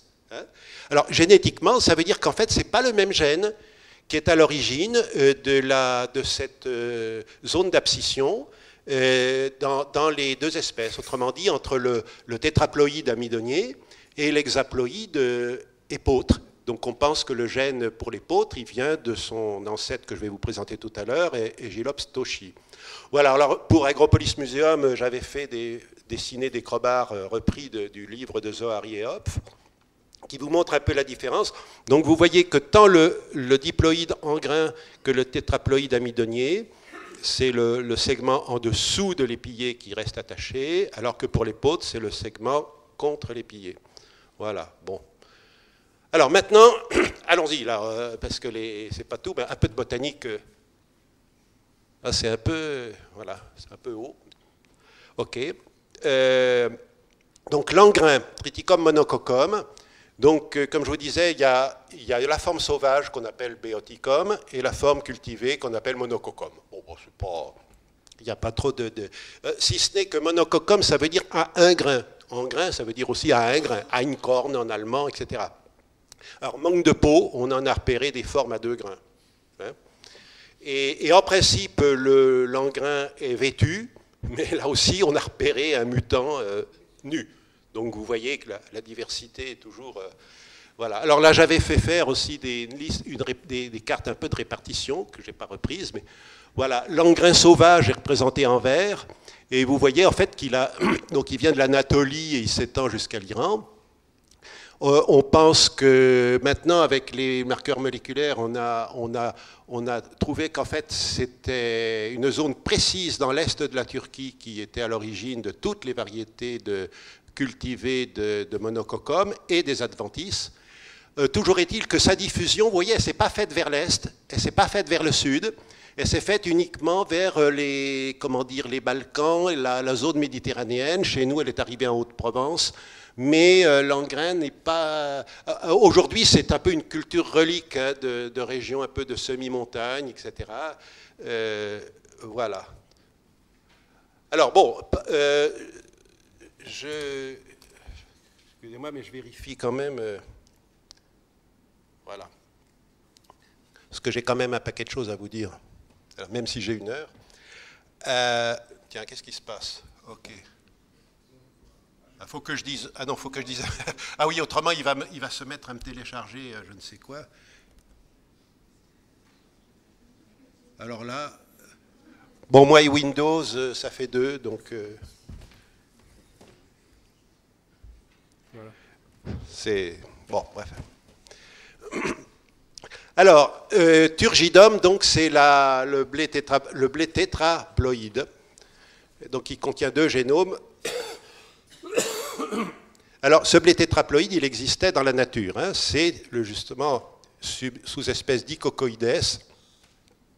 Alors, vous voyez que là, je vous ai mis systématiquement 2 systèmes alternatifs de nomenclature. Parce que le problème du système biologique, c'est que ça donne des noms longs. Par exemple, le blé sauvage, l'amidonier sauvage, ici, s'appelle Triticum turgidum subspecies d'Icocoides. Bon, ça fait 4 mots. Alors que si vous dites Triticum dicocoides, ça fait que 2 mots. Et on retrouve ça pour tous les blés. Alors, ce qui fait d'ailleurs que souvent les noms courts, en quelque sorte, restent très employés, parce que c'est quand même plus pratique. Voilà, l'amidonier, vous voyez, c'est Triticum dicocon. Bon, voilà, 2 mots. OK. Alors, je sais qu'il y a quelqu'un dans la salle, je crois, qui a vu de l'amidonier sauvage en Syrie. Ça me fait un peu fantasmer, parce que moi, j'ai été en Israël à un colloque sur les blés, et on nous a conduits vers un espace où il y avait de l'amidonier sauvage, et malheureusement, c'était à la nuit pratiquement, donc je n'ai pas pu prendre de photos, et j'en suis vraiment navré, parce que c'est quand même émouvant de voir un blé sauvage, enfin, un vrai dicocoides. Alors, ce qui est étonnant, d'ailleurs, moi, ça reste une de mes sources de perplexité, c'est qu'il y a énormément de botanistes du passé qui ont été crapahutés en Terre Sainte, parce que la Terre Sainte, c'est là d'où tout vient, la civilisation, la religion, etc. Donc il y a plein de botanistes qui ont herborisé là-bas. Mais aucun n'avait ramassé et identifié le blé sauvage. Il a fallu attendre 1906 pour qu'un certain Aronson le découvre. C'est quand même formidable. Avant, il y avait juste un spécialiste du blé qui s'appelle Körnicke, qui avait repéré un épi dans une planche d'herbier qui lui semblait bizarre et qui s'est révélé être du dicocoïdes. Mais enfin voilà, le blé sauvage n'a été découvert qu'en 1906, alors qu'il est assez commun dans le croissant fertile. Voilà, alors parmi ces formes vêtues, il y a bien entendu essentiellement l'amidonnier. Alors il y a aussi une forme assez récente et dont je ne pense même pas que la sous-espèce hispanicum ait été publiée. Pour l'instant, donc on l'appelle Triticum hispanicum. Puis il y a un blé de colchide, vous voyez, des blés un peu, comment dire, endémiques. Bon, alors on continue par... Voilà, alors chez les turgidomes, il y a une série de nus. Alors donc il y a le blé dur, bien entendu, qui est de loin le plus important, donc qui dérive de l'amidonnier. Et puis il y a plusieurs blés qu'on appelle le blé de Perse. Alors le blé de Pologne, oui, je l'ai mis entre guillemets parce que en fait, les botanistes ont dû faire une erreur parce que c'est entre Galicia et Galicia, parce qu'en latin, Galicia, ça peut désigner une région de Pologne qu'on appelle aujourd'hui la Galicie, ou qu'on appelait, parce que je ne sais plus si c'est en Ukraine ou en Pologne. Bon. Et puis une autre région qui est la Galice, qui elle est une région du Portugal. Et si je dis ça, c'est parce que le polonicum n'a jamais été cultivé en Pologne, mais par contre c'est un blé méditerranéen. Donc bon, voilà. Alors il y a aussi là-dedans le fameux Turanicum, blé du Khorasan, qui est vendu sous la marque commerciale Kamut. J'insiste toujours pour dire que c'est une marque commerciale d'un agriculteur du Montana qui a... Bon, voilà, même si ça se trouve dans les épiceries diététiques et autres. Et puis il y a le turgidum sensu stricto qui comprend le poulard, y compris les blés branchus ou blés miracle ou blés osiris, etc., dont vous nous avez parlé tout à l'heure. Alors voilà, pour la diffusion du turgidum, alors en fait mes deux zones vertes, bon, elles sont pratiquement contiguës, hein, là il faudrait que je les corrige, mais vous voyez ça fait un peu un croissant, dans le croissant fertile en quelque sorte, voilà. Et ce blé, donc c'est l'un des premiers à avoir été domestiqué. En fait, il y a eu deux grands blés domestiqués. Il y a l'engrain monococcum, donc dans l'est de la Turquie, et l'amidonnier turgidum. Alors, je ne sais plus exactement si c'est du côté de Jéricho, donc en Palestine, ou juste en face en Jordanie, mais disons que de toute façon, vous voyez, c'est le sud du bras gauche du croissant fertile. Hein. Et encore que non, j'ai vu, oui, on doit trouver, voilà, Mouraïbet, qui est un grand site archéologique des plus anciens pour les traces de l'agriculture, on doit arriver à moins 8000. Donc vous voyez que c'est quand même les tout débuts de l'agriculture, là. Hein, les céréales ont été les premières, pratiquement. Voilà. Et alors, le turgidum, ce qui est intéressant, c'est qu'il s'est répandu dans plusieurs directions. Donc vous voyez, il a été jusqu'au Pakistan, puisque le Pakistan a reçu, il y a un néolithique j'ai oublié, j'ai plus en tête le nom de la civilisation, mais c'est la civilisation arapéenne, qui est basée sur des plantes qui viennent en fait du croissant fertile.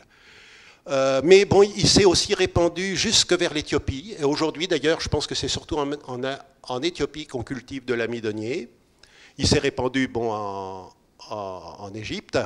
Et il a gagné un peu toute la France. Alors ça, c'était l'amidonnier. Alors après, la diffusion du blé dur, alors là, je ne peux rien vous en dire. Parce que, d'une part, pour les archéologues, c'est très difficile de distinguer un grain de blé dur d'un grain de blé tendre. On nous en dira peut-être, je crois qu'il y a des archéologues qui vont intervenir. Et puis, par ailleurs, le blé dur et le blé tendre, ils partagent les mêmes noms dans la plupart des langues. Et donc, je ne sais pas à quelle époque le blé dur est arrivé. Bon, alors, continuons dans notre panorama. Les blés hexaploïdes, qu'on appelle donc conventionnellement Triticum aestivum, Alors vous en avez 3 qui sont nus. Le spelta, c'est donc évidemment le grand épeautre, ou épeautre tout court. Alors macha, c'est un... Pardon? J'ai dit nu? Ah oui, oui, c'est marqué vêtu en plus. Merci. Voilà, oui, il y en a 3 vêtus et 3 nus. Donc vêtu, il y a donc spelta, macha et vavilovi. D'ailleurs, Vavilovi, vous voyez que ça, en plus, il honore la mémoire de Vavilov, qui a beaucoup fait dans l'étude, la collecte des variétés de blé et leur étude. Voilà, alors parmi les nus, donc, il y a évidemment donc, l'estivum, alias blé tendre ou froment, le compactum, que les archéologues aiment bien distinguer, mais bon, qui a une forme, comment dire, compacte, donc à épier beaucoup plus perpendiculaire par rapport à l'axe que les autres blés, et qui a un épi beaucoup plus court. Et puis sphérococcum, qui est comme son nom l'indique, qui a des grains presque ronds, et qui est surtout apparu en Inde. Alors, comment dire, ah oui, alors voilà. Je vous disais tout à l'heure que le blé tendre n'avait pas d'ancêtre sauvage direct. En fait, un de ses progéniteurs, c'est l'amidonnier. L'amidonnier est tétraploïde, donc il est arrivé du Proche-Orient et il y a un jour, enfin 2 millénaires après, il a mis pratiquement 2 millénaires à arriver au sud de la Caspienne. Et là, il s'est trouvé dans l'aire de diffusion, c'est l'air en vert, d'une graminée sauvage sans intérêt, qu'on appelle Aegilops toshi. Et là, ça a été l'amour fou. Ils se sont croisés dans les champs, comme ça, et entre l'amidonnier tétraploïde et l'Aegilops toshi diploïde, eh ben, il est né une nouvelle espèce hexaploïde qui est le blé tendre. Et bien entendu, cette espèce allait vivre longtemps et avoir beaucoup d'enfants, puisqu'en fait, ce qui est intéressant, c'est que ce qui vient dans le croissant fertile, là, que ce soit le monococcum ou l'amidonnier, c'est quand même des plantes adaptées à des climats méditerranéens, donc à été sec. Hein? Alors que Aegilops toshi, c'est vous voyez l'Asie centrale, pratiquement déjà, le sud de la Baltique, c'est des plantes où il pleut en été. Et l'Aegilops toshi a apporté, en fait, une capacité des blés tendres à supporter les étés pluvieux où il y a un peu de pluie, plus que dans la Méditerranée en tout cas, en Europe. Autrement dit, ça a apporté au blé tendre une capacité à coloniser le monde, hein, bien plus grande que le blé dur, parce que le blé dur est, sauf maintenant avec l'amélioration des plantes modernes, disons, a toujours eu de la peine à dépasser la zone méditerranéenne. Hein. Les poulards le faisaient un petit peu, puisque je croyais que les poulards allaient à Clermont-Ferrand, par exemple, dans la Limagne et tout, mais autrement, le blé dur, c'était une espèce méditerranéenne, alors que le blé tendre, lui, il a gagné tout le monde tempéré. Bon, alors, oui, vous avez vu le blé de Timofeev et le blé de Joukovski. Alors, c'est deux membres de collaborateurs de Vavilov, donc vous voyez tout de suite, c'est eux qui ont inventorié ces blés d'Asie centrale.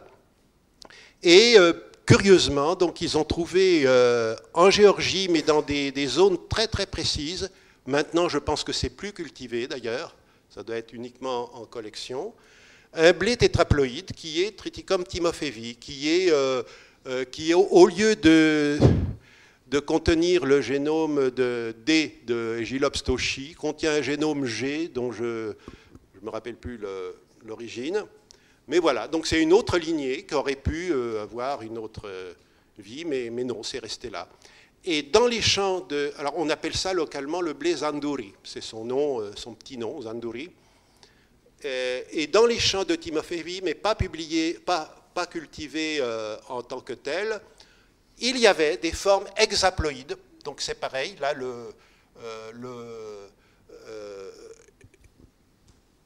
il s'était produit à nouveau une hybridation avec un génome A. Mais là, c'est AAGG. Et Timofeevi, c'est AAGG. Enfin, bon, là, c'est pour la mémoire, pour savoir que ces phénomènes se sont produits, ont pu se reproduire dans l'histoire, mais n'ont rien donné. Enfin, n'ont pas essaimé. Alors voilà, si vous voulez, un peu l'histoire. Vous voyez qu'elle est très courte, hein, et très réduite Voilà. Alors quand même, ma graminée, là, qui, mine de rien, l'Aegilops toshi, c'est une graminée vraiment, on n'irait jamais chercher ça en se disant, c'est ça qui va sauver le monde. Hein? Et pourtant, alors d'ailleurs, s'il y en a qui connaissent ces graminées, le dessin de droite, là, c'est les dessins que j'ai fait faire pour mon encyclopédie à apparaître prochainement, n'est-ce pas?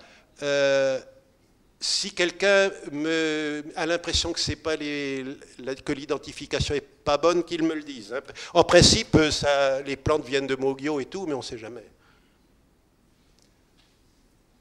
J'en ai apporté. C'est ça? Ah, bon, merci. Alors, l'autre ancêtre Aegilops des blés, c'est Aegilops. Attends, tout à l'heure, qu'est-ce que j'ai montré? Je ne sais plus, là. Ah non, c'était, excuse-moi, mais c'est, oh là là, alors c'était le Speltoides, c'est marqué, il suffisait que je me lise. Donc c'est le Speltoides, donc celui qui a apporté le génome B. Alors par contre, là, celui qui a apporté le génome D, c'est, alors même remarque pour le dessin, hein, le Triticum toshi, donc, ou Aegilops squarosa, Aegilops toshi, enfin bon, on ne sait jamais. Voilà un peu, c'est des plantes qui ressemblent de loin à du blé. Hein. Cela dit, quand vous regardez des Aegilops français, comme Aegilops ovata, etc., il faut effectivement... sauf que ovata, par exemple, moi dans mon coin, là, près de Montpellier, il s'hybride avec le blé dur, donc on voit des formes intermédiaires, stériles, hein, mais qui s'hybrident. Bon, alors maintenant, un petit peu de... Alors je ne sais pas où j'en suis dans mes... D'accord, donc un quart d'heure. Moins si je veux laisser la place à des questions, mais bon. Alors, un peu de petits trucs sur les noms, puisque parmi mes activités, je suis un petit peu linguiste sur les bords. Alors, les noms des blés, c'est évidemment très compliqué, il y a une longue histoire. Aujourd'hui, blé, quand vous dites blé, c'est le blé tendre. Bon, ça peut s'étendre à l'ensemble des blés, mais globalement, c'est le blé tendre. Alors, si vous lisez Olivier de Serres, donc en 1600, vous vous rendez compte que blé, c'est l'ensemble des céréales et des plantes à graines. Le froment étant l'une d'entre elles, mais il y a les grands blés, les petits blés, les blés mineurs, etc. Alors, en fait, le mot en français a pris le sens de céréales seulement vers le Xe siècle. Avant, c'était la récolte, une récolte en général. Et d'ailleurs, le nom, ça vient du francique. Je ne sais pas pourquoi on a eu besoin, enfin si, parce que les Francs nous ont envahis, bien entendu, et une partie d'entre nous sommes des descendants des Francs. Bon, donc ça vient du francique blad, qui voulait dire un produit de la terre en général, d'après le dictionnaire historique d'Alain Ray. Bon. Voilà. Alors il y a un autre, donc vous voyez que le nom de blé a été du plus général au plus particulier. Bon, là, bon, c'est un peu spécial, puisque le Triticum, qui est devenu le nom botanique des blés, en fait, Linné a choisi, puisqu'il avait au moins deux noms à sa disposition. Il y avait Triticum qui, en latin du Moyen-Âge, désignait les blés nus, et Zea qui désignait les blés vêtus. Alors, comme il a utilisé Triticum, le nom Zea devenait disponible, donc il l'a appliqué froidement au maïs, qui n'avait rien à voir, mais bon, voilà, parce qu'en latin classique, Zea veut dire des blés vêtus, hein, voire amidonier, carrément. C'est un vieux mot indo-européen, hein, on le retrouve en sanskrit, yava, où il désigne l'orge d'ailleurs, mais donc c'est un vieux mot de céréales à paille, quoi, certainement pas de maïs. Voilà. Bon, alors en latin, en fait, au sens étroit, voilà, triticum, on le voit appliqué à des blés barbus. Alors ça peut être soit des poulards, soit des blés durs. Voilà. Mais on a... Voilà, donc là, le nom s'est un peu élargi. Et puis par contre, il a donné deux descendants modernes, qui sont l'espagnol et le portugais trigo, qui désignent le blé tendre et tous les blés. Alors, évidemment, il y a le froment, frumentum en la... Oh, encore. Qu'est-ce que c'est? Et moi, j'ai pas envie de savoir ce que c'est. Oh. Voilà. Bon, ah là là. Oui, alors, frumentum, c'est un nom ancien en latin qui désignait au départ toutes les céréales et ça s'opposait à legumina, qui désignait les légumes secs.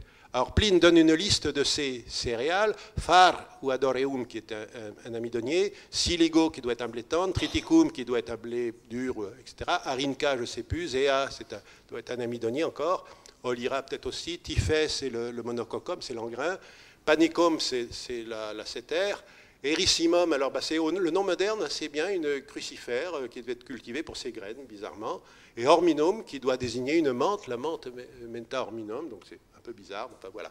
Bref, alors en latin tardif, frumentum, son sens s'est vu restreint au blé nu, et puis ça a désigné des mots qui sont perçus comme désignant exclusivement le froment ou le blé tendre, hein, comme l'italien froment ou l'italien frumento. Bon, donc vous voyez qu'il y a... Il m'en veut, hein? Oui, mais je ne sais pas où appuyer, c'est ça le problème. Ah si, j'y suis arrivé. Ah oui, c'est qu'il y a la gauche et la droite. Il ne faut pas distinguer. Il ne faut pas mélanger la gauche et la droite. C'est surtout... Bon, alors spelta, nom bien connu. Alors ce qui est amusant, c'est que chez Pline, on voit qu'il dit « Oh oui, spelta, c'est la céréale des Germains ». Et en fait, spelta n'apparaît qu'en latin tardif. Ce n'est pas un vrai mot latin. Et il est emprunté au germanique, spelt, qui en allemand moderne a donné speltz. Alors, on voit d'ailleurs que ça désigne en principe l'épeautre, mais il faut savoir qu'en allemand, on a die Spelzen, c'est le mot technique qui signifie l'ensemble des glumes et glumelles. Autrement dit, pour les Allemands, épeautre et blé vêtu, c'est quasiment synonyme, ce qui explique beaucoup de confusion. Parce qu'aujourd'hui encore, d'ailleurs même par exemple les Italiens, quand ils disent farro, en fait farro c'est l'ensemble des blés vêtus, donc ça peut être du monococcum, ça peut être du turgidum. On n'en sait rien, il faut vérifier à chaque fois. Donc, alors, bon, chez nous, c'est pareil, on a eu, je veux dire, épeautre. Il faut dire que le grand épeautre, il se cultivait surtout dans nos régions, je pense, en Alsace et en Ardennes, alors qu'en Haute-Provence, c'était le monococcum, donc il s'est appelé espeut en provençal, qu'on a traduit en français par épeautre. On distingue en disant petit épeautre, mais voilà. Alors, bon, je vous parlais du farro italien. Alors, en italien, far, c'est l'amidonnier, en particulier, et d'une manière générale, tout blé vêtu. Alors, curieusement, ce nom a donné un dérivé qui est farine. La farine, c'est le produit du far. Bon. Alors, l'amidonnier, au départ, comme son nom l'indique, c'était un blé qui était utilisé pour en extraire l'amidon. Alors, on extrait l'amidon, on fait une mouture, mais ensuite, par lavage, parce qu'il faut laver, extraire l'amidon, donc pour séparer l'amidon des protéines. Et donc les Romains l'utilisaient beaucoup comme source d'amidon. Je ne vais pas entrer dans la technologie, d'ailleurs j'ai pas... Bon, alors là, voilà, bon, quand même. Il insiste. Alors bien sûr, il y a le nom granum. Oula, là c'est... doit être un spécialiste. Ah non. Le granum en latin a le sens général de grains de céréales, mais aussi de graines, de pépins, de baies, etc. En fait, c'est un vieux mot indo-européen qu'on trouve dans l'allemand Korn ou l'anglais Korn, qui ont donné le nom, des noms du blé, et le slave zerno ou zierno, etc. Donc, voilà. Alors, pour la petite histoire, il se trouve que le nom roumain du blé, c'est greu, qui dérive de granum, et puis qu'il a connu un avatar particulier par le portugais, il est arrivé aux Indes, mais là, il est passé au pois chiche, donc vous voyez que c'est un grain un peu différent. Bon, alors il y a d'autres noms pour mémoire, mais là, bon, il n'y a pas forcément grand-chose à dire. C'est qu'en grec, il y avait des blés qui s'appelaient aussi puros et sitos. En latin, il y en a qui s'appelaient robus et siligo. Alors, siligo, ensuite, dans les langues romanes, ça a souvent été confondu avec secale, donc le nom du seigle. Donc, tout ça est assez compliqué. Mais, donc, vous voyez qu'on peut... Ah bon, bah, très bien. Ah bah, c'est parfait. Donc, on peut... Les noms des blés ont passé assez souvent du général au particulier, qu'à chaque fois, il a fallu remanier les nomenclatures. Donc, depuis le 19e siècle, on a inventé le mot céréale, qui n'existait pas avant, qui est un mot savant. Donc ça montre aussi toute la complexité de la chose et le fait que les nomenclatures sont sans arrêt en train d'être maniées parce que dans chaque endroit particulier, il y a évidemment une céréale dominante sur les autres qui tend à piquer son nom à celles qui l'ont précédé. Bon, donc, et cette complexité, la complexité de la classification botanique multipliée par la complexité des dénominations fait que le travail de l'historien est rendu très complexe. Je vous en donnerai d'autres exemples cet après-midi à partir des milliers. Mais à chaque fois, donc, il faut bien avoir un référentiel bien clair, tant du point de vue botanique, linguistique, etc.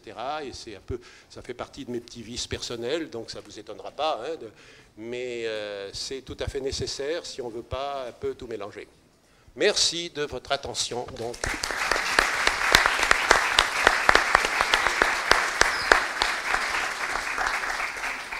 Et bienvenue sur mon site web collaboratif sur les plantes utiles, Plant Use.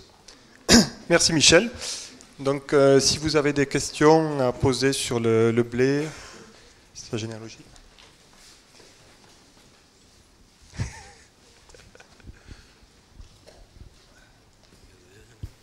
Oui, j'aurais voulu savoir, lorsqu'il y a un doublement de ploïdes, vous avez employé le mot croisement. Est-ce que c'est le terme, parce que j'ai toujours été mal pris, le croisement c'est quand deux plantes échangent leur gène mais ne font pas un doublement de ploïdes. Est-ce qu'on emploie également le mot croisement pour cela? Alors écoutez, il y a nécessairement un croisement initial, c'est-à-dire deux plantes de génomes différents se croisent, et à ce moment-là, les génomes, effectivement, oui, ils sont chacun à l'état haploïde, ils sont en un exemplaire. Donc, si les deux plantes sont trop éloignées génétiquement, elles ne vont pas donner de descendants fertiles. Hein, ça va s'arrêter là, à la F1, la première génération. Si elles ont des génomes, comment dire, très proches, à ce moment-là, elles vont pouvoir donner des descendants qui vont effectivement avoir des gènes combinés de l'un et l'autre parent. Ça, d'accord. Mais dans le cas qui nous occupe, la première génération donc est stérile. Mais la nature ayant, je ne sais pas si c'est bien fait les choses ou pas, mais enfin en tout cas, chez les plantes, c'est commun, très commun. Il arrive que pour résoudre cette solution, si vous avez parce que si vous prenez un génome AA, que vous le croisez par une plante de génome BB, vous allez obtenir AB. Bon, et à ce moment-là, je vous dis, c'est stérile. Mais il y a des processus qui font que, de temps en temps, il y a un doublement spontané du nombre de chromosomes, ce qui fait qu'au lieu de AB, on va se retrouver avec AABB. Alors à ce moment-là, la plante dans son, vous savez, le schéma d'appariement des chromosomes qui est la barrière absolue pour justement le développement de la graine, bon, enfin de la graine même, de l'embryon. À ce moment-là, la plante, elle va plus lire AB plus AB, elle va lire AA plus BB. Et à ce moment-là, la fertilité est rétablie. Et donc cette polyploïdisation, en fait, elle est très fréquente dans le domaine végétal, aussi bien à l'état sauvage qu'à l'état domestiqué. Hein, comme je vous ai dit, l'amidonnier sauvage était déjà un tétraploïde, ou comme on dit, un amphiploïde, hein, de deux espèces sauvages. Donc c'est des processus qui sont rares, mais qui arrivent. Et quand ils arrivent sous l'effet de l'homme, l'homme a vite fait de remarquer des formes de plantes qui ont l'air plus avantageuses, hein, pour diverses raisons. Et donc l'homme l'a aussi favorisé. Mais dans plein de plantes cultivées, vous avez ce qu'on appelle des séries polyploïdes. Donc je vous en ai montré une avec le blé, avec les blés, mais vous en avez aussi avec les choux, avec les fraisiers, avec la canne à sucre, il y a plein de groupes de plantes où vous avez comme ça des séries polyploïdes. Alors, il y a eu un hybride initial, mais ensuite on dit plutôt que c'est des plantes polyploïdes ou amphiploïdes, ou etc. Hein, on se contente de dire ça. Cela dit, ça permet aux généticiens quand même, ce qui est intéressant, c'est qu'il peut repartir des espèces de départ pour reconstituer artificiellement les hybrides. Par exemple, vous avez vu que pour le monococcum, on sait maintenant qu'il y a eu ce qu'on appelle un goulot d'étranglement très très important à la domestication, puisque toutes les formes domestiquées viennent d'un seul endroit, près de Muraybet, dans l'est de la Turquie. Bon, si on pouvait, on pourrait très bien redomestiquer l'engrin à partir de souches sauvages d'engrais ailleurs, etc. Ça ouvre considérablement le champ du possible. Bon, j'ai été très long. Oui, une remarque et une question en rapport avec la précédente. Tu as parlé du Triticum monococcum et du croisement avec Aegilops toshi. Le sens du croisement, c'est Aegilops toshi qui a amené son pollen sur monococcum. Et quand on voit... Enfin, turgidum peut-être. Oui, turgidum. Et quand on voit la tête de la plante de toshi, on s'imagine que si le croisement avait été à l'inverse, il n'y aurait peut-être pas eu l'histoire du blé compte tenu de ses capacités. Enfin, c'est une remarque. Et ma question est la suivante. Tu as évoqué le phénomène d'hybridation puis de duplication pour retrouver la fertilité. Est-ce que ça s'est produit plusieurs fois ou ça a été un événement unique dans l'histoire? Est-ce qu'on a pu déceler plusieurs origines d'un croisement, de ce même croisement suivi d'une augmentation du niveau de ploïdie? Alors, ce que décrit Zohari et Hopf et ce que les généticiens en général, c'est qu'ils essayent de savoir s'il y a eu un seul événement de domestication ou plusieurs. Mais c'est une question un peu distincte de la tienne, puisque la tienne, c'est est-ce qu'il y a eu un seul événement de polyploïdisation ou plusieurs. Croisement. Et là, j'ai pas trop de réponses. Il faut maintenant, avec les marqueurs moléculaires, avec l'étude des mitochondries, etc., on pourrait, je pense qu'on devrait pouvoir répondre à ça si on l'étudie. Oui. J'avais trouvé dans un article une référence sur un... Plus fort, là, ça marche, on entend mal. Voilà. J'avais trouvé dans un article une référence sur l'observation moderne de la reproduction de ce croisement dans des populations spontanées, dans le croissant fertile. Dans quelle espèce? Je pense que c'est sur celle-là, mais bon, oui. J'ai juste noté, donc c'était simplement quelqu'un qui disait ça continue à se faire, ça pourrait se faire, et on peut parfaitement repartir donc, sur ce genre de matériel.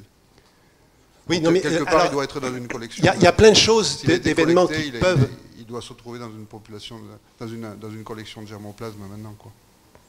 Oui, non, mais la question, c'est qu'une fois qu'une plante a été domestiquée, grosso modo, il n'y a pas besoin de la domestiquer une deuxième fois. Donc la probabilité pour qu'un événement qui se passe ait une descendance devient faible. Mais là, on parle du XXe siècle, donc bien longtemps après la domestication, ce même événement naturel se produit encore d'après les observations. Oui, oui. Non, et puis maintenant avec les outils qu'on a, les facilités de transport, etc., on peut tout à fait, dans le cadre d'une politique délibérée, d'un programme délibéré d'amélioration des plantes, faire ce qu'on veut, repartir, créer de nouveaux machins, etc. Mais par exemple, pour les domestications séparées, je crois que c'est l'exemple typique, c'est celui du haricot, de Phaseolus vulgaris, qui a dû être domestiqué au moins 2 ou 3 fois en Amérique, suivant dans des zones différentes. Hein, et où ça, on peut le retracer facilement. Mais là, il ne s'agit pas de polyploïdisation, il s'agit de domestication.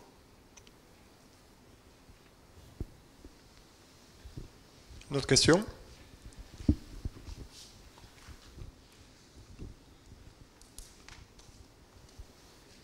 Moi, juste, j'avais une réflexion par rapport aux Aegilops. Est-ce que les Aegilops ont été consommés tels quels et est-ce qu'ils sont encore consommés éventuellement, ces espèces-là? Bonne question. Parce que classiquement, on dit qu'ils ne sont pas consommés, qu'ils ne sont pas récoltés ou pas consommés. Alors, j'ai trouvé une thèse il y a quelque temps, mais je n'ai pas remis la main dessus, disant que certains Aegilops étaient récoltés en Espagne comme aliment de famine, et donc consommé. Mais autrement, j'ai peu de données là-dessus. De toute façon, à mon avis, ça... Oui, bah c'est ça rejoint un peu ce que je disais à l'instant, c'est qu'une fois qu'on s'est mis à cultiver des champs, etc., bon, on recourt peu à la nature. Si on a des céréales de culture, je ne vois pas bien l'intérêt qu'il y a à aller récolter des céréales de cueillette. Par contre, dans les sociétés, évidemment, qui ne pratiquent pas l'agriculture, là, les céréales de cueillette sont d'une très, très grande importance. Chez les Touaregs, par exemple, vous avez des dizaines et dizaines d'espèces qui sont qui sont cultivés. Alors la différence, c'est quand il y a des régions arides où il y a des risques par exemple de disette ou de famine, alors là, si le savoir-faire est resté, on peut éventuellement aller se tourner vers des formes. Mais alors, comme je disais, pour les égilops, il faudra bien prendre soin, il faut avoir quand même un savoir-faire, parce qu'il faut les récolter avant qu'ils soient mûrs. Parce qu'autrement, comme vous le savez, tout tombe par terre, donc là, c'est plus difficile. Mais ça, c'est pas un problème, hein, parce que, d'ailleurs, moi, il y a même une technique arabe. Enfin, arabe, il n'y a pas que les Arabes, mais vous savez que les Arabes font du fric. Tout le monde le sait, bien entendu. Fric ou friquet. Hein? Non, mais ça dépend dans quel dialecte. Friquet en arabe oriental, mais ça doit être fric ou firik, parce qu'en turc, c'est firig, enfin, il y a plein de variantes. Voilà, et le friquet, c'est en fait obtenu avec du blé dur au stade laiteux-pâteux, avant la maturité complète. Et à ce stade-là, donc les épis sont coupés, ils sont laissés à sécher sur une aire propre, et à ce moment-là, on y passe le feu. Alors le feu, en principe, passe rapidement, il ne faut évidemment pas que les grains soient cramés, mais disons, ça leur donne un petit goût. Hein. Et ensuite, c'est seulement ensuite que ce blé est battu et consommé, etc. Alors en France, on a essayé de faire, dans la lignée de Ebly, etc., on a essayé de faire un produit qui devait s'appeler, d'ailleurs il s'est appelé Greens, mais qui a, pour plus ou moins partir un peu sur cette même idée, parce que le friquet est très répandu dans le monde arabo-musulman, puisque, comme je vous disais, ça s'étend à la Turquie, à l'Arménie, etc. Mais je ne sais pas pourquoi je vous parlais de ça. Ah oui, parce que cette pratique de récolter du blé un peu immature, à mon avis, ça correspond d'abord au fait que quand la récolte arrive, eh ben, la récolte précédente est finie, donc c'est un peu une période difficile. La période de la soudure a toujours été une période difficile pour les agriculteurs. Et puis en même temps, c'est peut-être aussi un souvenir d'une pratique héritée de la récolte des céréales sauvages. Parce que si vous récoltez des céréales sauvages, il faut les récolter avant maturité complète.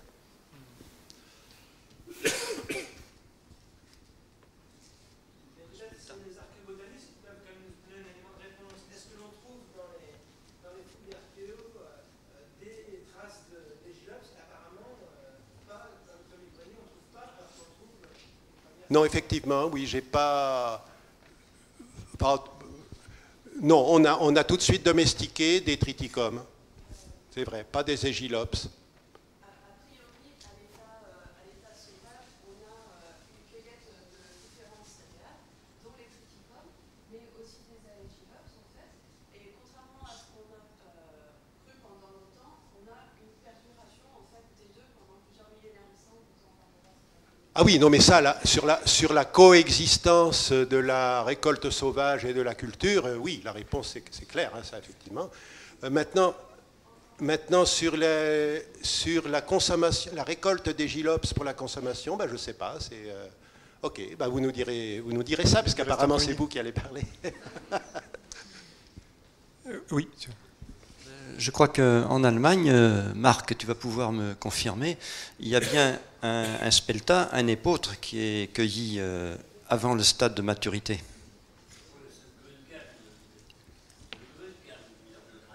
Oui, voilà, mais qui est toujours connu dans le monde de la diététique pour des qualités particulières. Voilà. Ouais. Et le grünkern, c'est du seigle ou de l'orge? De l'épeautre.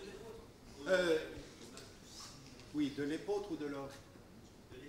Parce qu'il me semblait aussi qu'il y avait une soupe d'orge verte ou je ne sais pas. Okay. Très bien, bon, on va s'arrêter là. Et puis on reprend donc à 13h45.